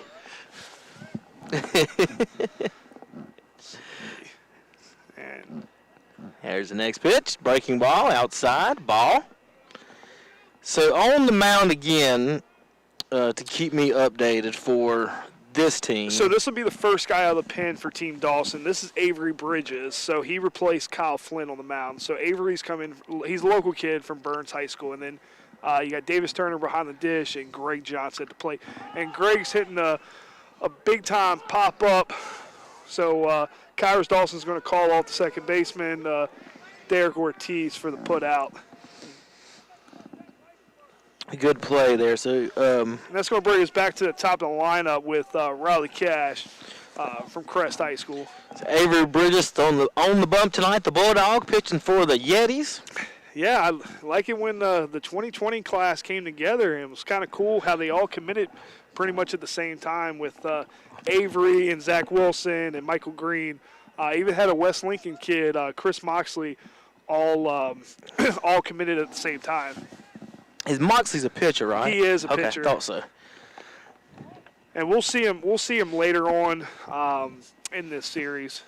So that's a ball to start off to Riley Cash. I wanted to call him Johnny Moxon so bad. Oh, yeah? Moxley. From the Varsity Blues movie. Yeah. There's another We got 2-0. ball. I sent a note down to Sinafani to take his gloves off, but I guess he does not care about my note, Gene. It's okay. I told Andres. I guess he doesn't know. Guess he doesn't know who's paying him. So He does not care. There's a ball. Ha. How many days is Tom going to be? No, he says he wouldn't be for all of them, but he's going to do a couple, he said. yeah, let me. I know Tom said he was going to do. Obviously, he's here tonight. I think Tom's coming back to do Friday's game. So Tom's been great because he's got all these umpires set up for us last minute. Where Coach Sherrill, one of our assistant coaches, was going to be behind the mound, and we got a couple local umpires come out and get two-man crews, which has been great. Ball high, ball 4. And that's going to bring Riley Cash. That was Cash, wasn't Yep, that's going to bring Riley Cash to first base. it? So I bring up Adair who doubled, and no, he didn't get the RBI. Who got the RBI? The guy behind it. I wrote the wrong. Decker got the RBI. I wrote the RBI down the wrong guy. So we're going to the bench right here. Riley Cash is getting a pitch runner coming in. This is going to be Dylan Beaver. He's going to be our other Burns kid. Let's say I know that name as well. Yep. So Dylan Beaver been struggling with a little bit of arm issue. Good outfielder. Definitely excited to see what happens once his arm gets fully healthy. Is this still Caleb Batten? This is Caleb Adair. Pitch is called a ball. You can see the runner down at first base, Mr. Beaver. Runners at first, 1 out. Trying to get a rally. They're down 3, 6-3. There's a bouncer back to first. The pitcher will get a double. Oh. Nope. Ball got away on the throw. So we're going to go fielder's choice, the 4-6 right there to get the lead runner, Dylan Beaver. So the second out of the inning gets Beaver, and Adair reaches on the fielder's choice, and that'll bring up Blake Decker. So Blake Decker, the only guy we got coming in from another junior college. So like we said before, he's coming in from Lorlin B. Wallace down in southern Alabama. Georgia kid, was going to go to, so long story short about him, he was going to go to Barton College in Wilson, North Carolina. Coach Chester throw over to first base by Avery Bridges. Caleb Adair safe. Coach Chester, the new Gardner-Webb head baseball coach, the connection that we had with him and knowing that he went to camp out there, he was going to commit to Barton, but he decommitted, went to a JuCo in Alabama, now ends up in Yeti Nation. It's funny how like the connection just working with people like that happens.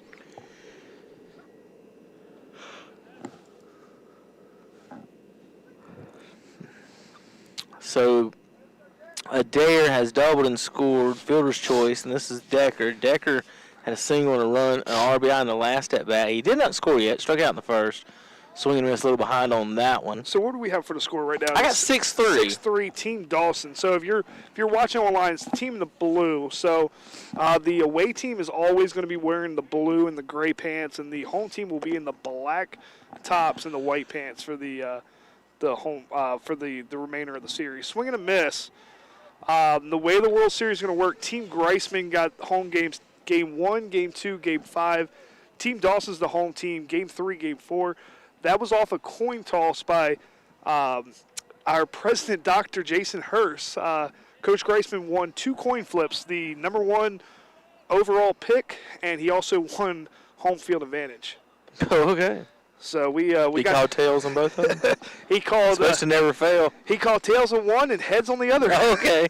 So I just he was playing his odds. He was playing his odds, but we got we had the president involved, and we'd be remiss if we didn't thank Dr. Jason Hurst, Dr. Chris Nanny, our athletic director, and Dr. Annie Gardner, our vice president of student affairs. They've all been doing a great job for us. And a backwards K by Avery Bridges on Blake Decker, and out in the side. Avery Bridges showing why he's the PO life now. After 5 innings, it is 6-3 blue team. We'll be back in a few minutes. KDC Broadcasting. New shipments of carpet are coming in as we speak at Barrett's Floor Carpet on the Dixon School Road in Kings Mountain. All colors, all textures, and all on sale. Now's the time to come in and save. Plus, save too on the new stock of LVT luxury vinyl flooring. A selection of vinyl is priced as low as 50 cents a square foot. And pick up this week's WhatsApp shopper for a 15% off coupon. And they do rug binding too. Barrett's Floor Coverage, 150 Dixon School Road in Kings Mountain. Open 8 to 5 Monday through Friday, 8 to noon on Saturday.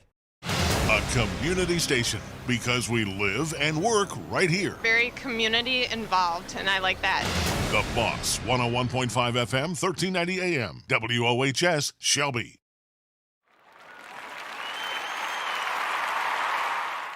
Since 1986, Witherspoon Insurance Agency in Shelby has been serving families across Shelby and Cleveland County. And today, Wayne Witherspoon continues the tradition of bringing you the best insurance at the best possible price.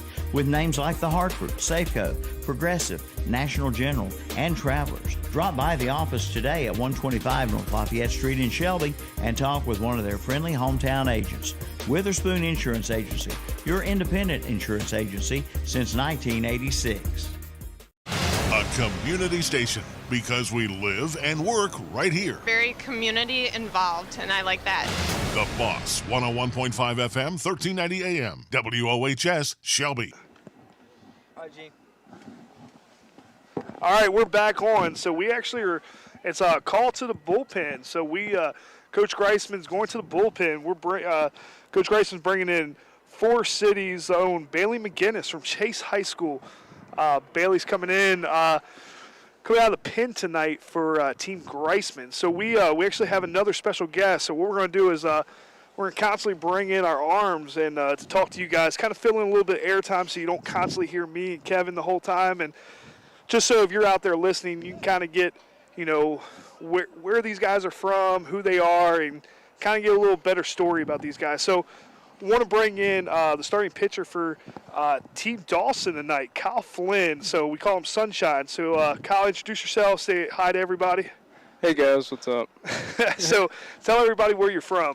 Yeah, so I'm from Dunedin, down in Florida. It's like just outside of Tampa. So tell them, so the spring training complex. What spring training complex is close to you? The Phillies. The Phillies. How close is it, though? Explain how close it is to you. It's like 20 minutes. It's really close. I mean, you're right in the heart of, just baseball mecca down there. So what's it like coming up to Yeti Nation for you? I mean, it's a big change. Being down in Florida is a lot different, obviously, because the weather, for starts. Coming up here, starting the first game below 50s, and it's a pretty crazy experience. We got a ball right there for Bailey McGinnis to start. Who do we got leaning off right here? Coming back. Is that? It should be Brock. If that's the right team, it's Brock.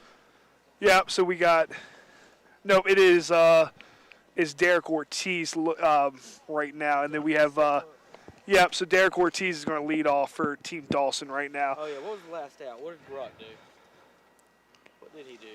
So move forward to so kind of on Kyle. Tell us about kind of how your recruiting process went pitching for Bailey McGinnis on Derek. It's gonna be a called strike. Yeah. So I was at a pretty good high school, and there was a lot of the scouts and all that coming and stuff, but. It took a little time trying to get me noticed and stuff, and I just there was a couple schools that were interested, but I had some trouble with my grades and stuff, so I just thought JuCo would have been the best thing for me, and Coach Bowles is a great guy, and he reached out, and it's been a good experience and just working hard, and I love it. Well, and that's one of the things too. I mean, we got video on you pretty late in the process for a pitch coming in from Bailey McGinnis. Ground ball. That's going to send Ortiz to first base and bring up Kyrus Dawson to the plate. I'm fortunate to where any place I go to, I'll meet somebody. But Matt Crane at Alabama State actually told me a lot of good stuff about you. You went down to an Alabama State camp. You probably don't even know the story, but that's the video that I got on you. And I reached out to him. And, talking about grades, that was the only knock on you. You still have a lot of room to develop, but having a crafty lefty coming in to a first-year program is definitely huge. But and also talking to Gardner Webb, too, a lot of schools liked you, but, explain to the people back home, what's it like in the JuCo route, to go the JuCo route and have the ability to develop. You have a coach with Coach Greisman and working with the other pitchers, too, to kind of get better. What's that like? Yeah, I feel like being here at Cleveland, it's a tight community, and we're all looking after each other, and Coach Greisman's a great coach, and he works with all of us one-on-ones and everything, and he really invests the time in us, and he wants us to do the best we can. Pitch in for Bailey McGinnis to Kyrus Dawson. That's a ball outside. Have you got to do anything in Cleveland County yet? Have you gone to any restaurants or anything yet? Yeah, I've been to a couple restaurants. Always Papas and Beer. Oh, yeah? My favorite Mexican restaurant. Nice. Yeah, I'm obsessed with Mexican food. So have you been to, El Acapulco or, the only one I've been to is Papas and Beer. Nice. So I think that's, that's one of the things, we're fortunate here in Cleveland County. I mean, it's good barbecue. I mean, between Bridges, I mean, you got Alson's and Reg, don't want to keep either one of them out, but, either towards where I live at, you get the Flying Pig out towards where I live. I mean, there's a lot of good little spots. I mean, I love going to the Shelby Cafe. It's great. We have Pleasant City right in uptown Shelby. Oh, yeah, Pleasant City is number one for sure. Base hit to right field by Kyrus Dawson. out towards Janiel Baroa. Janiel gets it in to Caleb Adair. That'll bring up Mike Huber to the dish to clean up better for Team Dawson. Mike Huber, kind of like you, coming another out-of-state kid. So what's it like being, an out-of-state kid to, a small-knit community that, like when somebody's not from here. What's it like for you? How's the community been for you? I mean, the community's been great. Like, yeah, it's a lot different. Like, people got southern accents here and stuff like that. And, but yeah, I mean, it's been awesome. I like it here. It's not as busy as Florida, that's for sure, but it's awesome. A little laid back. So first pitch to Mike Huber's called strike. What was kind of the deterring factor for you? Like, yep, I'm coming to Cleveland. What made you decide to come to Yeti Nation? I think it would probably be I just decided at the very end I wanted to go JuCo, and starting at a first-year program I thought would have been a great thing to be a part of, and it just caught my interest a lot, and I like to be the first for stuff, and it'll just be a better experience overall. Yeah, and when you were coming through with your recruiting, I mean, we had Coach Height here, who's now at the Combine Academy. Yeah. I think Coach Height's standing behind me right now. But, he was big on your recruiting too as well. And that's a drive for Mike Huber, getting all of that. And Mike Huber, yes, sir, going yah, baby. So the Pittsburgh, Pennsylvania native goes out of here, and that's gonna score 2 more for Team Dawson. And the football product. I mean, look how excited he is. That's what I'm talking about. Team Dawson's coming to swing the bats tonight, so that's got to make you feel great. I know it does. And when we had that poll in group me, everyone said Grasman was going to win. I mean, they still think they're going to win, 5 in a row. So yeah, that ain't happening. I mean, you got Josh Compton standing behind you, so I'm sure he doesn't want to hear that. But that's a great shot by Mike Huber. We definitely like to see the power coming from him. So that's after Mike Huber. Believe we got this is going to be Tico. This is going to be Giuliani Pereira, the right fielder for Team Dawson up.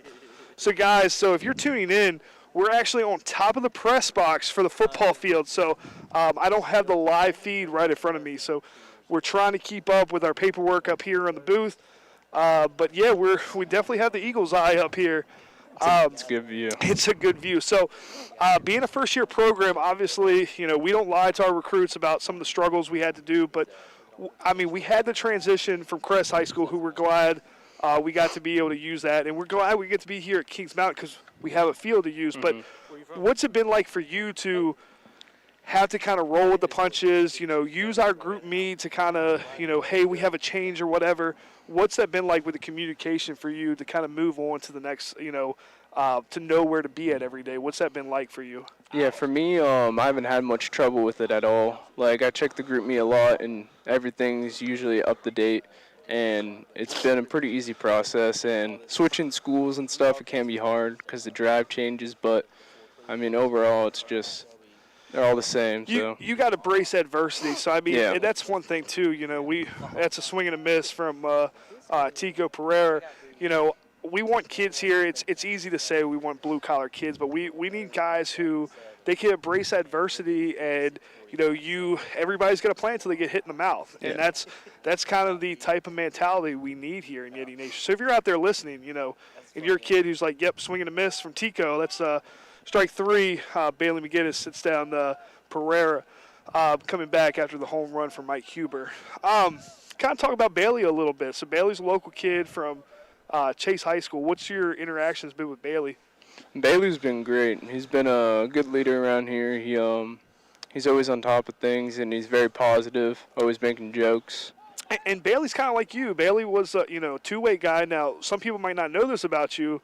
You're a first baseman coming out of Calvary Christian, and put up a decent batting average numbers, batting over 300 down at Calvary Christian. That's kind of a stat that some people probably don't know about you. But kind of what was that like coming here to the collegiate level and kind of putting your bat up after first week of college ball? What's that like? Yeah, I loved hitting, and it was fun playing in the field and all that. But my thing since day one has always been pitching, and for me, it wasn't that hard to put down the bat because I knew I wanted to pitch, and if I was going to get better, that's what I had to focus on. It's really tough to two-way at college, and that's what we'd rather make that adjustment for a guy a lot sooner.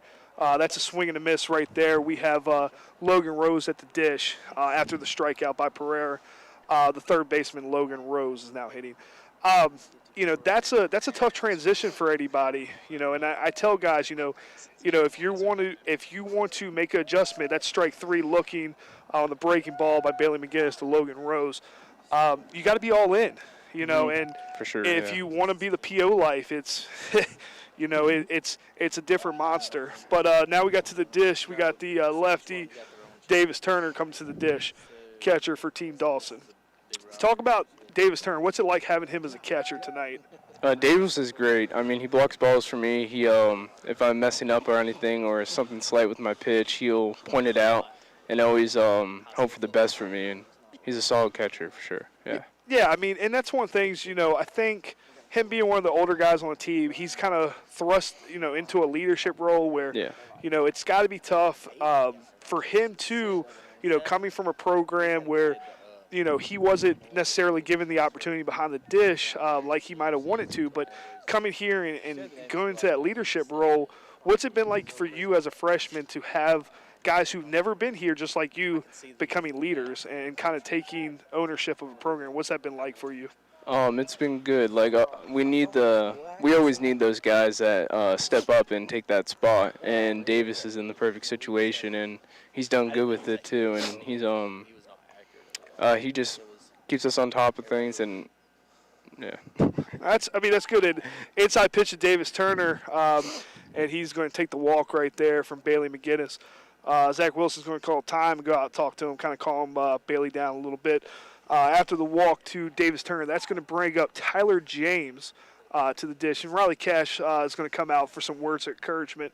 So one of the things we did talk about on the broadcast, each team's got two captains. The team in the black, Team Greisman, the shortstop Riley Cash, and the catcher Zach Wilson are the captains for Team Greisman. For Team Dawson, the two captains are the runner on first base, the catcher Davis Turner, and actually his battery mate that's in the game right now, Avery Bridges. They're both the captains for Team Dawson. So those are your four captains tonight: Riley Cash, Zachary Wilson for Team Greisman, Davis Turner, and Avery Bridges for Team Dawson. We have Tyler James getting into the box. Wait for his first pitch for Bailey McGinnis.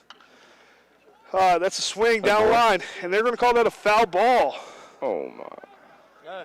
No, they did. They call it fair? I mean, I can't see because it's black gloves.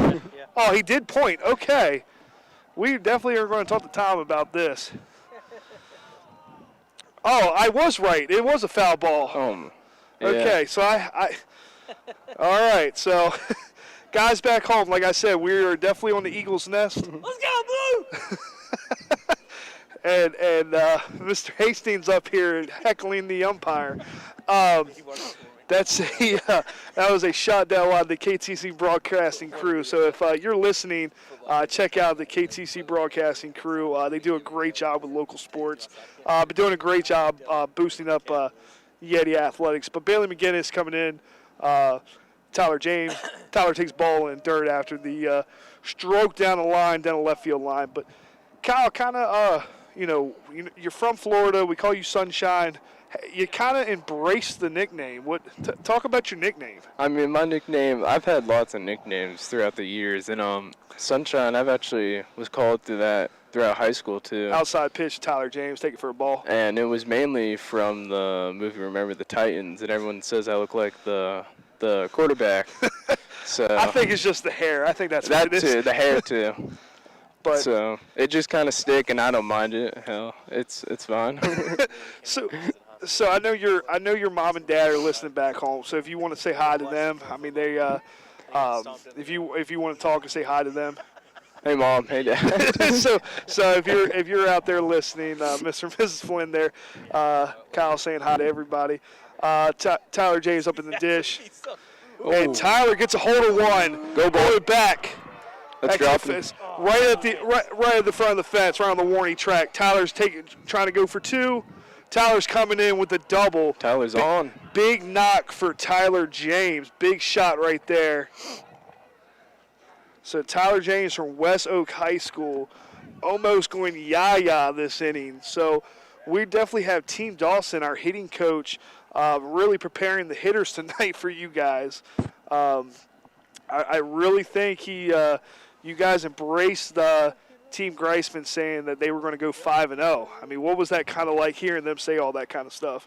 I mean, I felt like that was to be expected, that's them. But we got Coach Dawson, who is the hitting coach, so. And we got Mason Dugas stepping to the plate. Our lineup's going to be good. Oh, yeah. I mean, and that's the thing. Regardless of, which team, I mean, we're very fortunate on either side. I mean, we're looking for a good series, for a good 5-game series. But pitch up by Bailey McGinnis to Mason Dugas.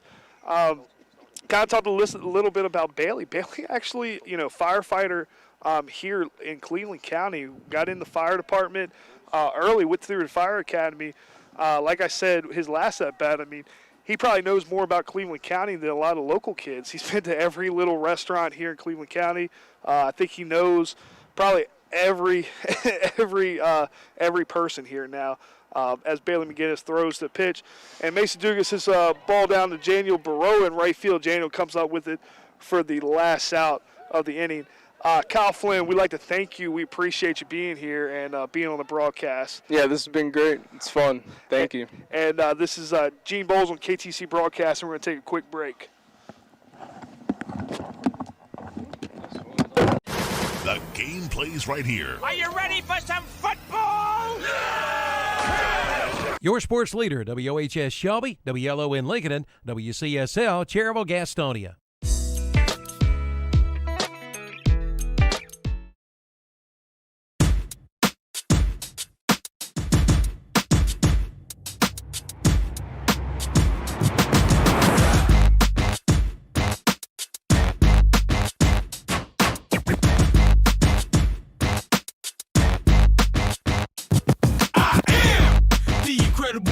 Only do things incredible can, 'cause I am the seed of a chosen breed. You don't see too many like me, 'cause I am one of the reasons you do what you do when you wanna be me instead of you, 'cause I am still on beat, showing love to the streets. Come on, you know me, 'cause that's who I am.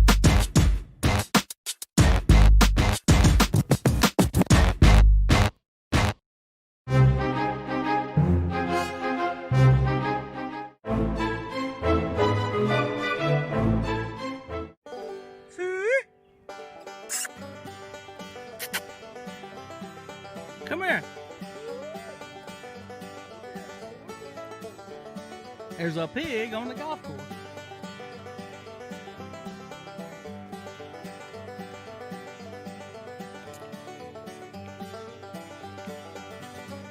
Suey, Suey, Suey.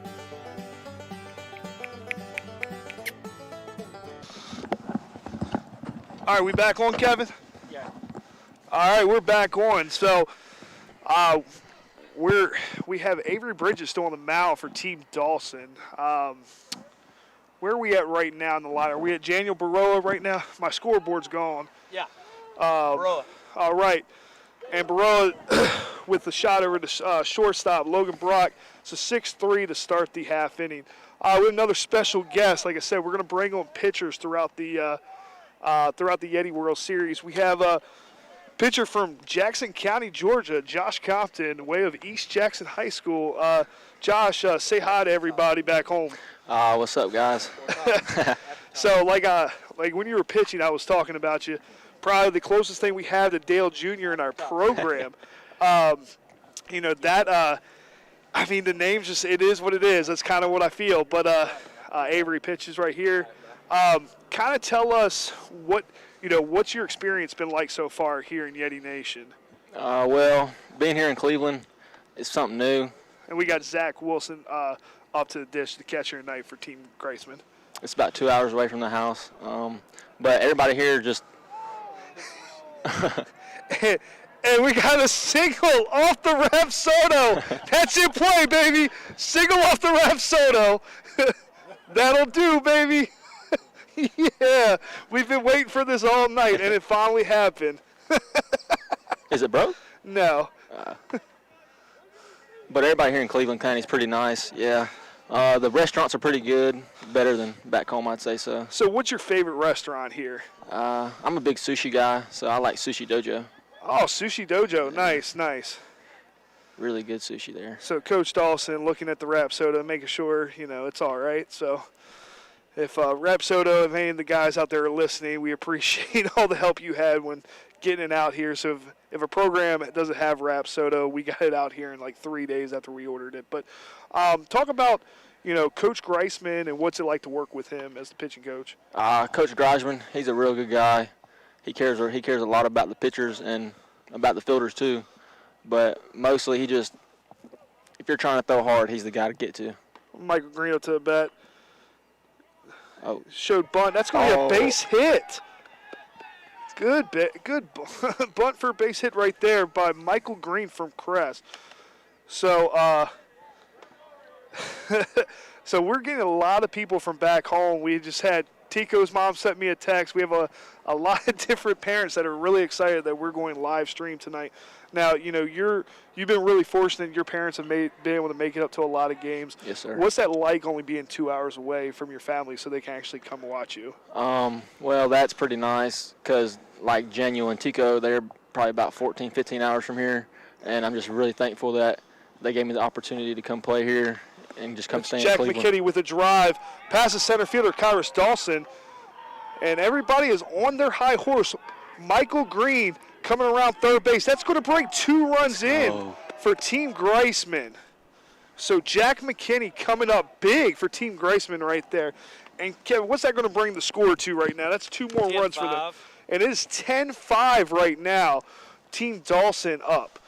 So we've had a little bit of fireworks last inning with Mike Huber. What's your thoughts on Mike Huber hitting that bomb last inning? Well, Mike, he's a big old guy, and whenever I pitch to him, I just know not to throw him the fastball, and I get pretty scared whenever I do throw the fastball. Oh, I mean, I think Bailey was trying to let it just hang out and just throw it, and it definitely went. So it went out to the practice football field here at Kingstown. But that's one of the things. I mean, we're definitely excited to have you here. Talk about kind of like your recruiting process. So I remember talking to you, kind of the whole COVID thing kind of hit, and it's just everything kind of went up in a tizzy when it comes to recruiting. What was kind of talking about like your recruiting pathway to get here? What was that like? Well, senior year, going into senior year, I really didn't. I had like 2 or 3 looks, and then you text me about halfway through senior year, and I really wanted to go the JuCo route the whole time I've been playing baseball, just because I can get that extra year of getting my grades up and getting the work in, and then maybe I can go to the next level one day. Yeah, and that's the one thing too, and anybody who's listening out there, I mean, everybody wants an opportunity to play college baseball, and this is really good college baseball. I mean, especially down here in North Carolina. Pass ball right now, we have, let's see, Jack McKinney on the pass ball gets to third base. Yep. Can we see what's the number right there up to bat? I got Jones on the sheet. It's not. That's Beaver. Beaver's hitting right now, so he's in for Seth Jones as the pinch hitter. So he can't. He pitch ran, but Riley right now we're shutting Riley down from running bases. So he ran earlier for Riley Cash. So that's the one little thing on the Yeti World Series. So if Riley Cash does get on, we're going to pitch run for him. But Beaver coming in to pinch hit for Seth Jones right here. And then on deck is Greg Johnson. So Beaver, a local kid from Burns High School. Now, what's it been like for you, like with the local kids? How have they been for you? Well, when I first got here, I really didn't know many people, but they were trying to show me around the area and show me what they do and stuff. But then I figured out, like, Michael Green, Bailey, and Riley Cash, they all go hunting, and I really love to hunt. Yeah. I hunt back home in Georgia all the time, and I'm just trying to find some hunting land. And did you see the albino deer I put on the group me today? I did see the albino deer. So one of My buddies out in Tennessee sent me a picture of a deer out in Middle Tennessee, and that was a big old thing, man. It was big. So he got that on his camera. But, and that's one of the things, if you're listening to, it's all types of kids in this program. It's not just, I think, pitch coming in from Avery, ground ball to the second baseman, Derek Ortiz, 4-3, and that's going to score a run. So where are we at now? We're at 10-6? 10-6 with Jack Mckinney coming in. Dylan Beaver getting the RBI right there, and that'll bring up Greg Johnson. Yeah, I think that's kind of the knock kind of on some of the rural places in North Carolina or anywhere. Like, oh, it's just country kids. I mean, we got guys from South Beach. I mean, we got guys from Texas. I mean, we got them from all over the place. And, what do you think kind of about the culture here? What's that kind of been like for you, being a first-year program? Well, honestly, I really didn't expect that much just because it was a first-year program. But I'll just say that it has exceeded my expectations. Well, that's huge, and being first year head coach, I'll be honest with you, we've been hit with a lot of adversity. Obviously, nobody plans for COVID to happen. Nobody plans for us to kind of bounce around fields and fly ball from Greg Johnson behind the backstop. I think our team has done a really good job with the adversity. Kind of, it's the embrace the suck mentality. Like, you're still getting a chance to play college baseball. What's it been like, kind of with the schedule and being able to play a couple, fall games and actually get to practice? What's that been like for you as a freshman in college? Well, this is, honestly, it's kind of foul ball from Greg Johnson. It's really the same, or it's not really the same as travel ball, but I feel like I have a lot of experience from travel baseball just because we played the high-level teams as some JuCo colleges. Now, were you a Team Elite guy, or who'd you play for? Well, my freshman year, I played for Team Elite, but then I picked up with Team Rawlings. That's right, Team Rawlings. Okay. Yeah, and then we just stuck it out from there. Now, talk about kind of the guys on the team that you knew before coming here. So, talk about any guys on the team you knew before. Oh, you mean on the team? On this team, yeah. Honestly, I did not know a single person except my roommate, Caleb Adair. What's that like coming? So you're just like Janiel and Tico coming with somebody you know. What's that like coming with Caleb Adair? What was kind of his mindset? Because we probably won't get Caleb on the broadcast tonight. What's that like? Well, we were kind of nervous at first. Another pop-up behind the backstop. Greg Johnson has hit, I believe, 4 behind the backstop in this at-bat. We were kind of nervous at first, but then we really got used to it, and we started making friends, and we started hanging out with people, and then it's all about the connections. Yeah. I mean, you got to kind of just get out there and just, everybody has experienced the college experience for the first time. You got to, you guys are 18, 19, 20-year-olds. I mean, you got to be college guys. Oh. And Greg Johnson with a drive to left field, base hit for Greg Johnson. He's been on the baseball in the last probably 6 swings he had in that at-bat. Got a ball he can drive and barrel up, and that's kind of what Coach Dawson preaches. I mean, we will barrel balls up, and, I mean, he worked the count good. And props to Avery Bridges trying to get ahead as much as he could at that, in that at-bat. But Greg Johnson win the battle there. In this program that you've faced so far, who's kind of been like the toughest 2 hitters you've had to face in our program? The toughest 2 hitters, I would say Davis Turner, most definitely, because if you throw him an inside pitch, he's going to take it over the fence. And then also I would say probably Mike Huber, because he can hit almost anything a mile.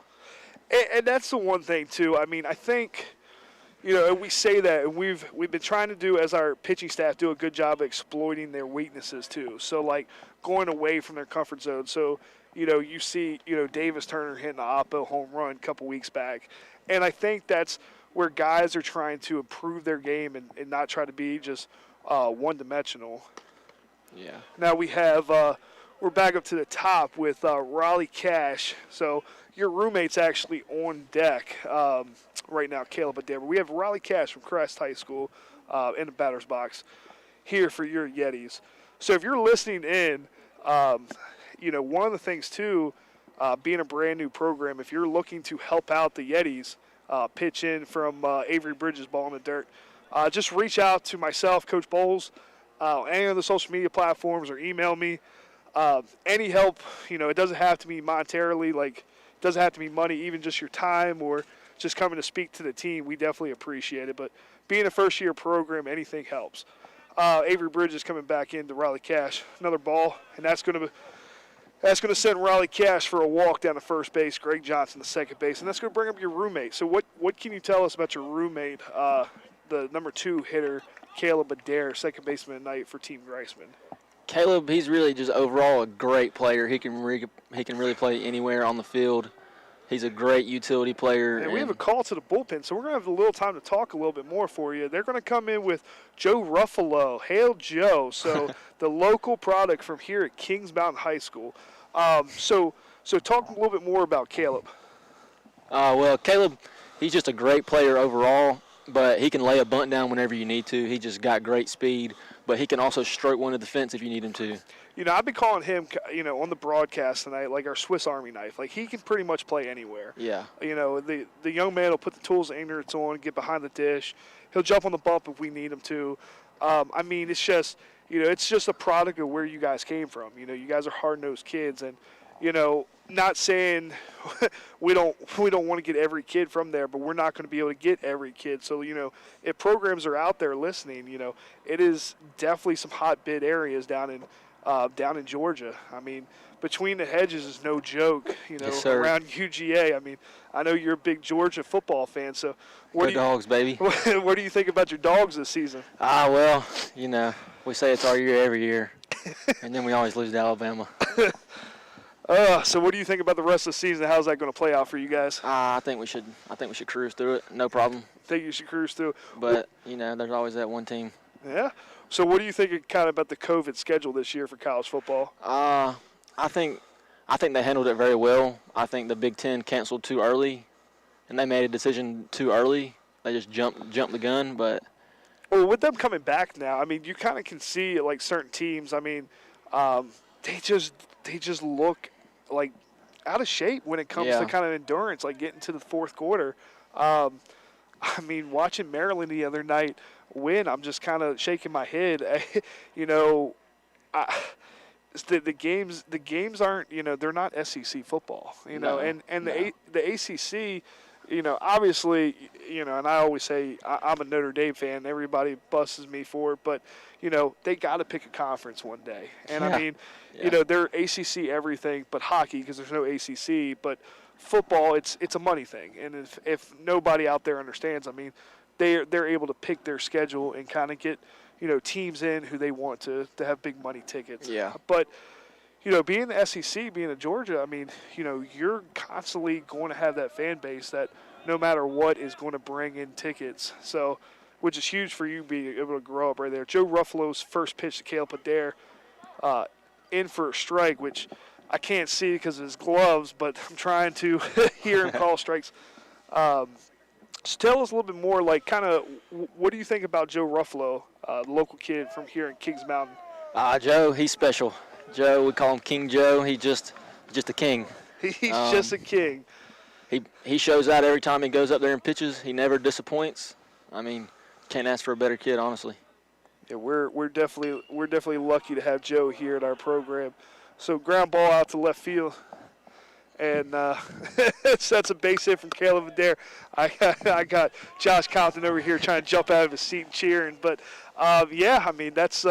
This is a big thing here. This is our first Yeti World Series, and that's one of the things that we try to preach here. You're the first to do anything. You're the first person to put on a Yeti uniform. I don't think that's sunk in yet until once you guys leave. What's that kind of feel like for you guys? And we have Blake Decker coming into bat against Joe Ruffalo with the bases loaded. Well, we're honestly, all of us are blessed just to be even playing here, just to be playing baseball right now because of what's happening. But yeah, there's some schools that have canceled their programs already, and I don't want to sit here and go, oh, we're special, because something could happen and we could be just like those programs too tomorrow. Yeah. But we're very fortunate to be able to be on a broadcast, to be able to play college baseball tonight. Yes, sir. We're thankful. We're thankful for what we have. And that's one of the things, we laugh at, you guys from Georgia and Florida that, you kind of complain, some guys, when it comes to the cold, but just being thankful that we're out here is awesome. Yes, sir. And looks like this is called a strike to Blake Decker.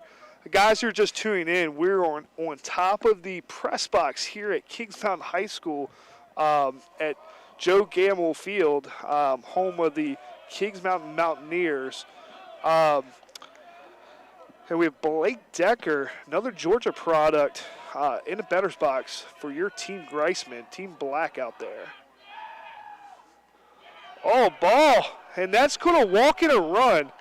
Kevin, what do we got now, 10-7? Yep. 10-7, Team Dawson. With the bases loaded, the walk by Blake Decker is going to bring in a run right there. I believe that was Greg Johnson that scored. Winning run at the plate.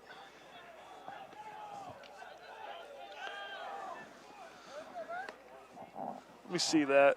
It's getting ugly. I'm on Baroa. Are we in the 6th inning right now?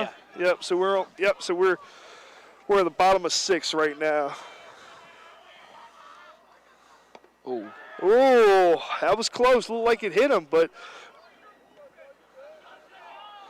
they have got to the bullpen for Team Greisman. So both teams are in the bullpen right now. Joe Ruffalo working to Daniel Baroa.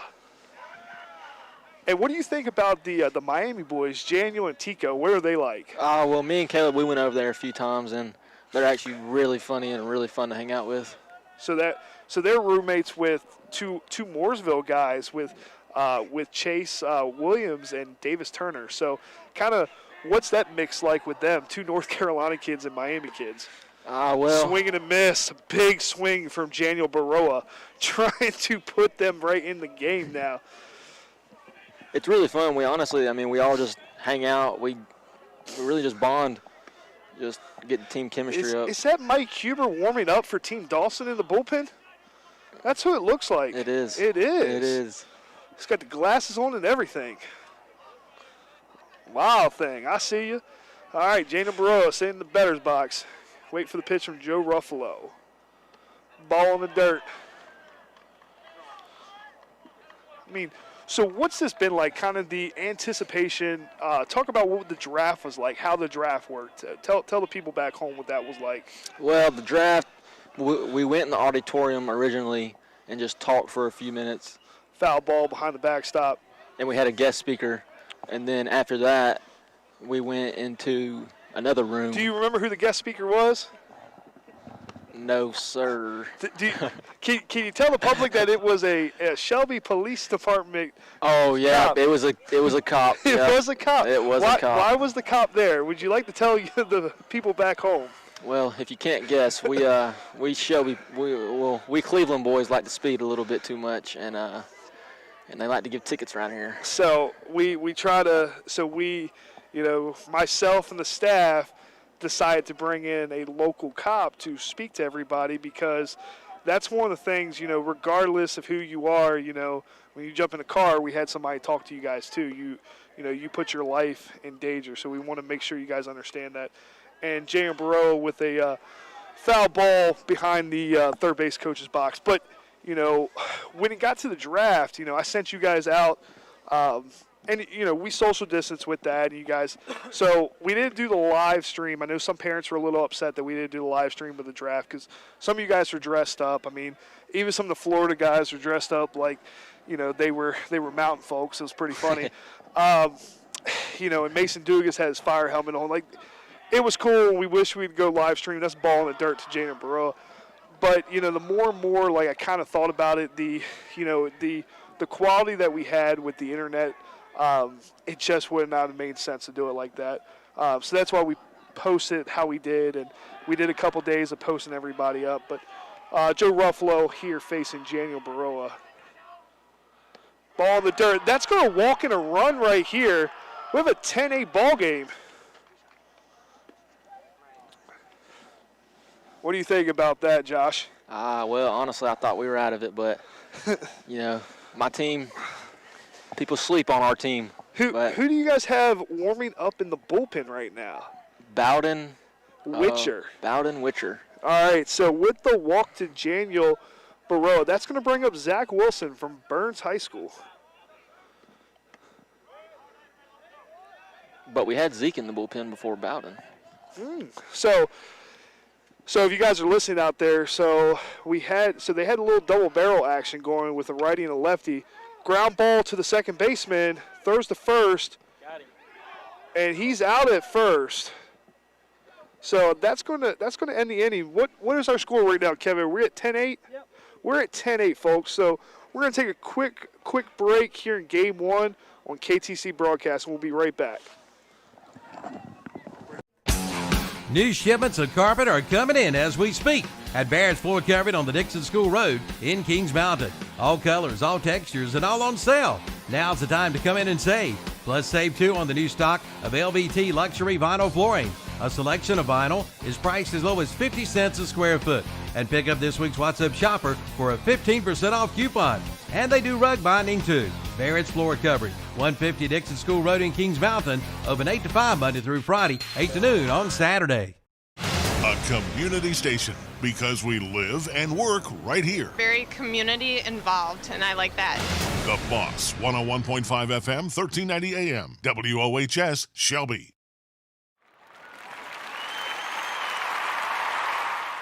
Since 1986, Witherspoon Insurance Agency in Shelby has been serving families across Shelby and Cleveland County.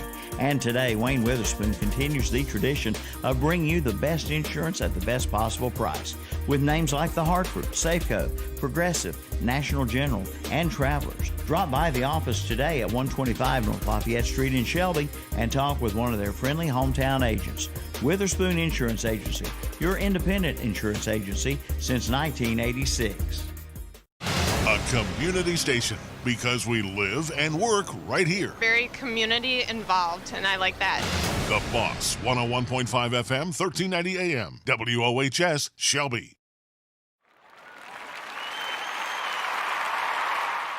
Considering hardwood flooring for your home? Then head to Flooring America in Kings Mountain or Carpet One Interiors in Ranlow. Right now at both locations, you'll find a big selection of in-stock hardwoods on sale, priced as low as $2.99 a square foot. That's right, only $2.99 a square foot at Flooring America, 602 Slater Street in Kings Mountain, and Carpet One Interiors in Ranlow. A community station because we live and work. Coming back. All right, and we're back here at Game 1 of the Yeti World Series. So if you're listening out there, Yeti Nation, like we said, we appreciate you listening. Let's see where that scorebook is, where we're starting off right now. So we have Zakiah Gibbs on the bump for Team Greisman. And we're up to the leadoff guy, Logan Brock, with a swing back to the backstop. So real quick, we just want we brought Josh Compton back on. We want him to kind of say final words and thank him for being on. So anything else you want to say, Josh? Shout out to my mom, my dad, Alice and Chris, and thank y'all for letting me come up here and play. And a hit by pitch, and that's going to bring on Logan Brock to first. Hey, go Dogs. Shout out Coach Myers, shout out Allison, shout out Chris, shout out Jessica, and that's it. There you go. I appreciate you. All right, have a good one. So it looks like we're going to have another guest coming on. So we have Coach Gavin Height from the Combine Academy Goats. Go Goats. So we have the Yetis and the Goats in the house tonight. So what's up, Coach Height? What's happening, man? It's good to be here. All right, so we have a bunt attempt by Derek Ortiz back to the backstop. That's going to take Logan Brock to second base. So, you're out here tonight, with your guys. Former Yeti coach before we started, Coach Height actually was going to be our pitching coach till he took a full-time job with the Combine Academy. It's in Lincolnton, North Carolina, pitched by Zakiah Gibbs. Drove from Derek Ortiz past Seth Jones, and that's going to bring in Logan Brock with a double from Derek Ortiz. So kind of tell us what it's like to be, for the folks back home, Combine Academy is a post-grad in Lincolnton, North Carolina. Kind of tell us what the post-grad route's about. Yeah, so I mean, if any of you guys are familiar with IMG Academy down in Florida, it's very similar. Our guys pretty much get to reclass when they come here. So all of our guys that are here tonight, all of them are post-grad guys that graduated from high school last year. Some of them are taking some college courses. Some of them aren't. As long as they're under 12 credits, they get to maintain their eligibility this year, and they become a 2021 grad. And that's kind of pretty much how post-grad works. It kind of just depends on certain situations. We have some guys that are retaking some high school classes, just trying to get a better GPA. We got some guys that are just retaking their SATs, ACTs. There's a couple different routes that you can go with the whole post-grad route and everything. And then we have a high school team as well. Well, and I think that's some things too where like post-grad got really big on the basketball scene. I mean, that's kind of what like took off like AAU basketball, and then post-grad was kind of working hand in hand. But, in the baseball world, I mean, COVID's kind of playing to your guys' favor too when it comes to kind of getting kids. What has it been like to get kids into the combine the last couple months? I mean, honestly, we haven't done a whole lot of recruiting. I mean, we've reached out a couple, but most of the guys that we end up getting usually don't commit to us until the spring. It's just kind of how it's been all across the board. And last year when I was at Cleveland and recruiting there, and I'm pretty sure you can attest to this. Most of our commits didn't come in until mid-year for the high school year, and when COVID hit, that's when you started seeing a couple kids freak out that they're not going to get their senior season and just want to commit somewhere. And so last year was just kind of a different year, but overall, most of our guys are probably going to be committing to us in the spring. Right now, as of last night, we did get our first commit. I'm blanking. Our Adam Aiken, our director of baseball, he's the one that's been talking to this kid, and I believe he's from Florida. I could be wrong. Post grad guy, and then our high school team. I'd be surprised if we weren't nationally ranked. Not trying to toot our own horn, but we have some Power 5 commits on our squad. We got a kid going to Tennessee. We got a kid going to Wake Forest. And that's kind of the route where a lot of kids have been doing to kind of get, more exposure too, and you guys have done a good job. We got Chris Moxley in the game, a local kid from West Lincoln High School. Hometown is Vail, North Carolina. So not too far away in Lincoln County, North Carolina. He's going to face Kyrus Dawson for Washington, D.C. First pitch is in. That is a called strike. Obviously you were, on the front line on a lot of this recruiting with myself and the rest of the coaching staff, minus Coach Greisman, who got here during the COVID epidemic. What kind of talked about, what was it like trying to recruit all these guys? Another pitch in from Chris Moxley, called strike, 0-2 real quick to Kyrus Dawson. Yeah, I mean, recruiting here, we had it was a gorgeous campus. As soon as those guys stepped foot on campus, we knew we kind of won them over. For the most part, if we didn't win them over, they were right up there with the rest of the schools. There's a drive down to center field. Michael Green coming up with it and bringing it in. That's the biggest thing. Kind of that. If you look at Cleveland, community college, just on Google Earth or Google Maps, it's not the selling factor. You have to come to Shelby, North Carolina, to really get the all factor. That's kind of, that's big in my eyes. The fly out to center field is going to bring up Mike Huber from Pittsburgh, Pennsylvania, who went yaya last time up with a big home run. Yeah, and the biggest thing that I was reaching out to kids about is, Cleveland Community College is the closest JuCo, baseball program to Charlotte. Yep. Spartanburg Methodist might be kind of up there, and Guilford Tech might be fairly close, but ultimately, Cleveland's the closest. Fly ball out to center field. Michael Green coming in. It looks like Michael Green comes up with it, diving in. Yes, he does. Michael showing off the speed, playing back a little bit in center field, the local Crest product. Hey, kid, Mikey. Getting Mike Huber out. And after that, it's going to bring in Giuliani Pereira, Tico. Yeah.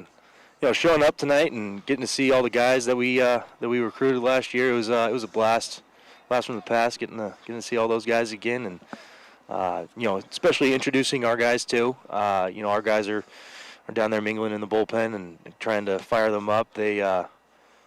Coach Dawson said, go ahead and talk a little smack to the other team. We want to win this one, so they're down there. And that's the one thing, too. Like, if four-year schools are listening, and even two-year schools, because I'm a little different than other junior college coaches.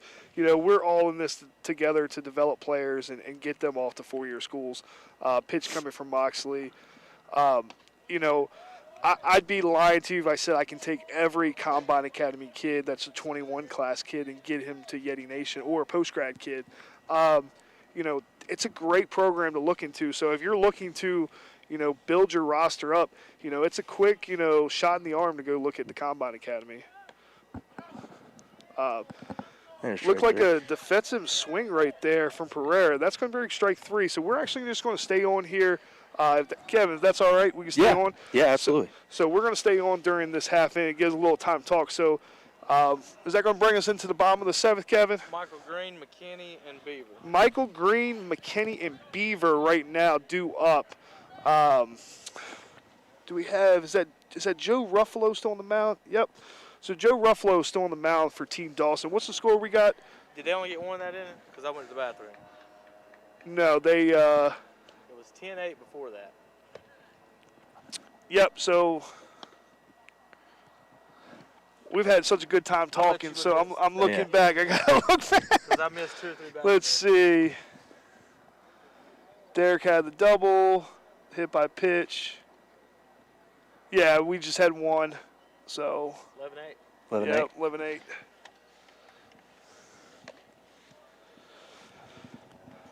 All right, so Joe Ruffalo is going to face Team Greisman here in the bottom of the 7th. So, guys who are listening out there, ladies that are listening out there, we're only going to play 7 innings in this World Series. So we are going to each game's only going to be 7 innings. That's more or less for pitching purposes. So in a regular season, we're going to play mostly 9-inning games, unless it's game 2 on a Saturday. So the way it works, if you come out to a Yeti game on the weekends, it'll be double hitters on Saturday, a 9 for game 1, a 7 for game 2, and then game 3 of the series would be a 9-inning game. We will have a schedule up eventually. We're still working through a couple things, obviously COVID related, to make sure that we get our full schedule. Michael Green up to bat right here. Michael's taking first pitch. 0-1 to start the count. So Gavin Height actually is coming from pitch from Ruffalo, working quick, so it's a ball in the dirt, 1-1. So Coach Height's actually coming from the great state of Washington. So what's that like? You were at Barton College. What's that like being out here on the East Coast? Yeah, so 2 years ago, I actually got my truck and drove. I think it was pretty close to 3,000 miles. Strike there, 1-2 count to Michael Green. It's 42 degrees. Oh, it's a warm day in Hanover, New Hampshire, where I coached. That's a 2-2, and. But yeah, about 3,000 miles away. Made that drive through California and Texas and Tennessee and all throughout there. Ever since I got out here, the biggest thing has been the weather. Of course, it's a little chilly tonight, but on average, it's way hotter here. And absolutely love North Carolina.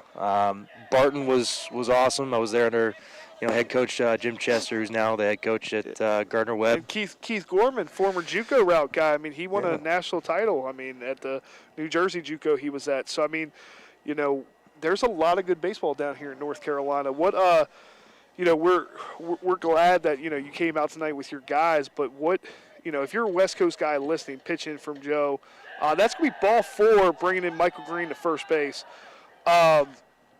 What kind of besides the weather, obviously the baseball plays a little bit different. Yeah. What can you tell the guys out, probably, might want to go play in the NWAC, but decide to come play in Region 10?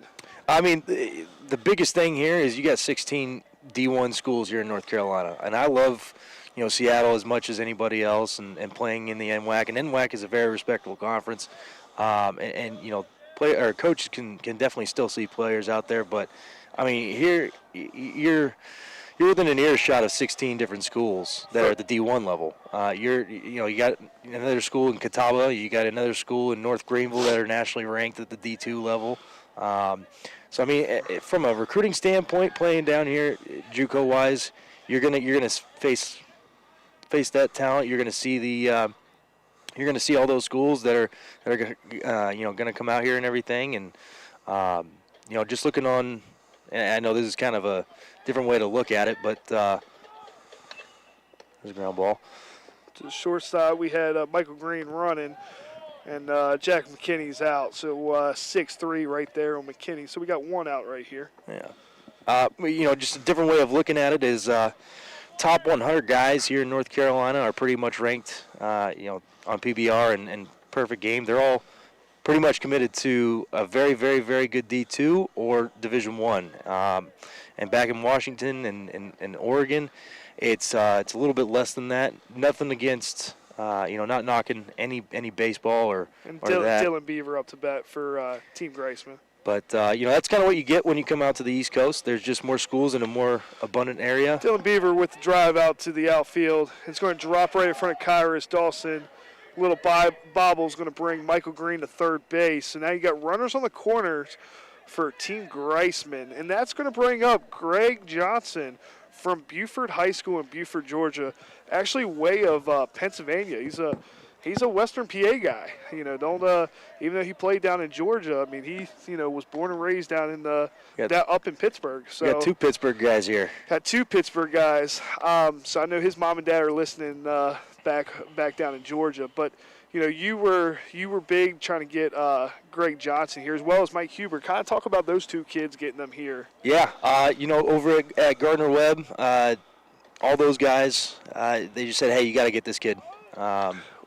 Ooh. There's a base hit. Oh, right. That's going to score a run. We had runners in motion right there. Got Dylan Beaver second base. We got Greg Johnson at first with the RBI single. Yeah. So, all right. That's going to give them. Top of the order. Yep. So that's going to bring up Raleigh Cash. So it looks like Coach Dawson may go to the bullpen here. He's going to talk to Joe Ruffalo. What do you think Coach Dawson's talking here? He's got to be saying, hey, try and locate a little bit better here. We need to be smarter here on the mound with, close game and everything, and trying to eliminate the hits and. I mean, you got some of the better hitters coming up right now in the in Team Greisman's lineup with Cash, Adair, Decker, and Baroa. If you're Team Greisman with one out, I mean, you got to like your chances right here in the bottom of the seventh. Oh, yeah, absolutely. And you got to, for me, if you can trust your fastball, I would say trust your fastball up in the zone, and as long as they can't hit it, because that last hit right there, that was fastball low in the zone. And, as you watch the game a little bit more and the, game starts to develop, you notice that low fastballs usually get hit harder.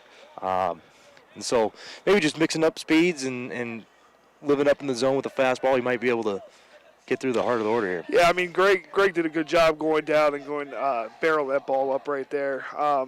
Good two at-bats for Greg Johnson. Now we got Riley Cash up to the dish. Yeah. By the way, our guys absolutely love it here. They're on top.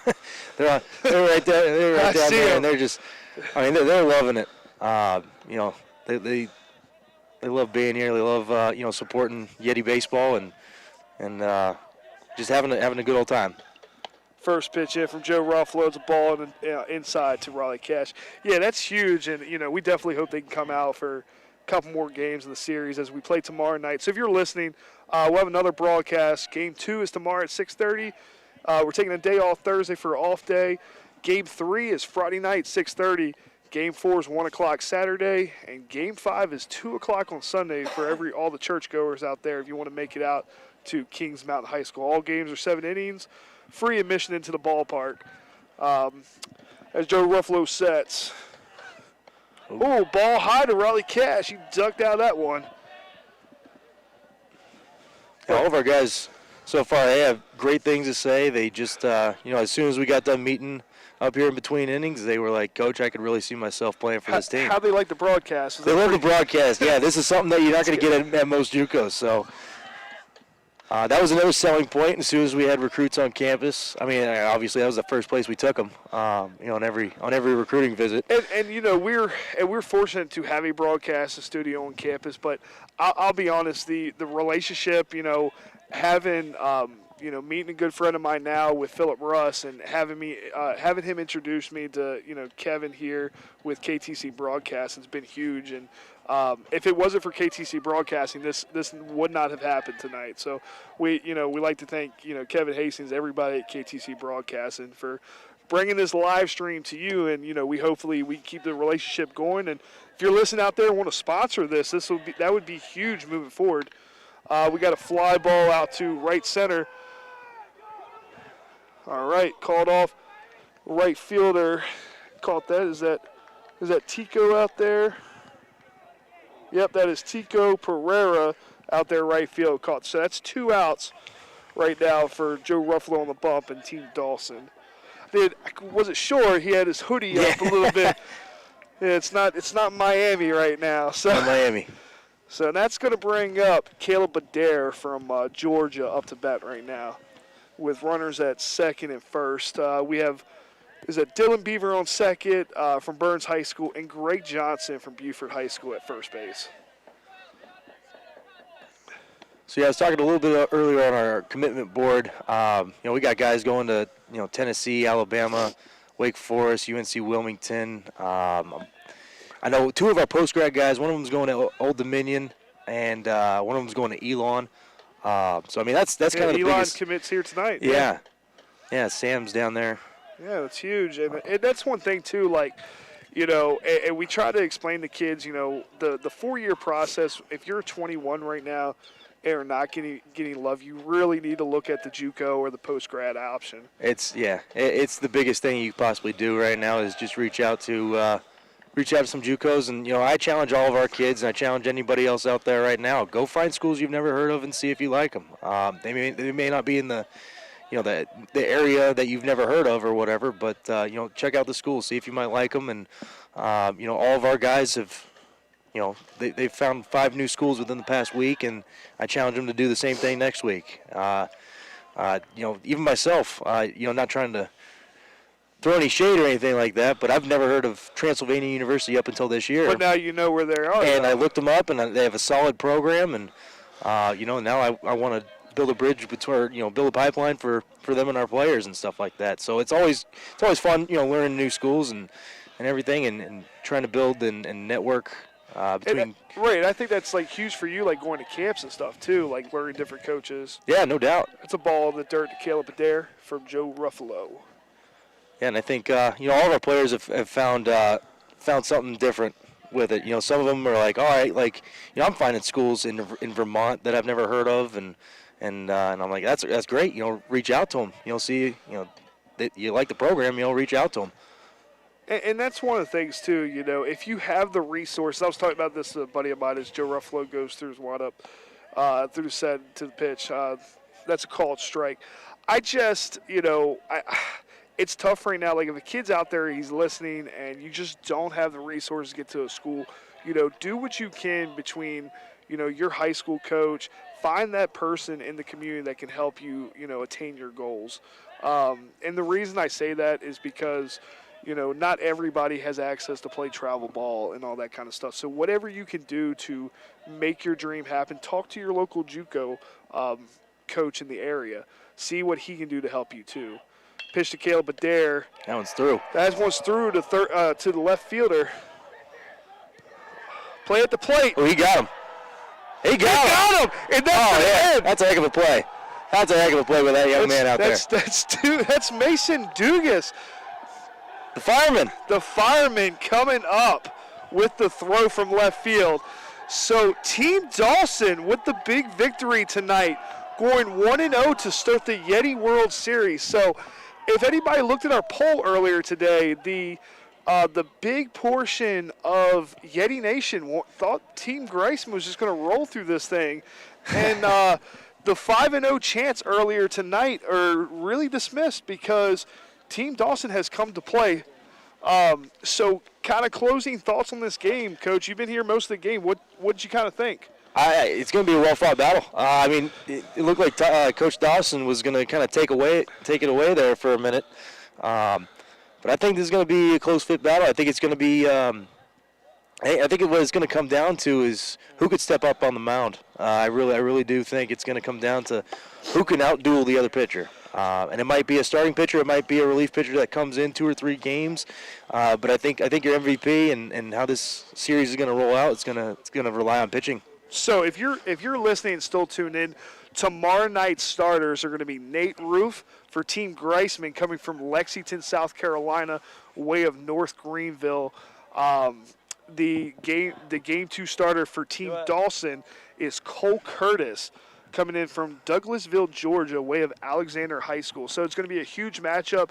2 big righties on the bump tomorrow night. I'd be lying to you if I said I'm not excited for the matchup. I mean, it's going to be a good matchup to watch.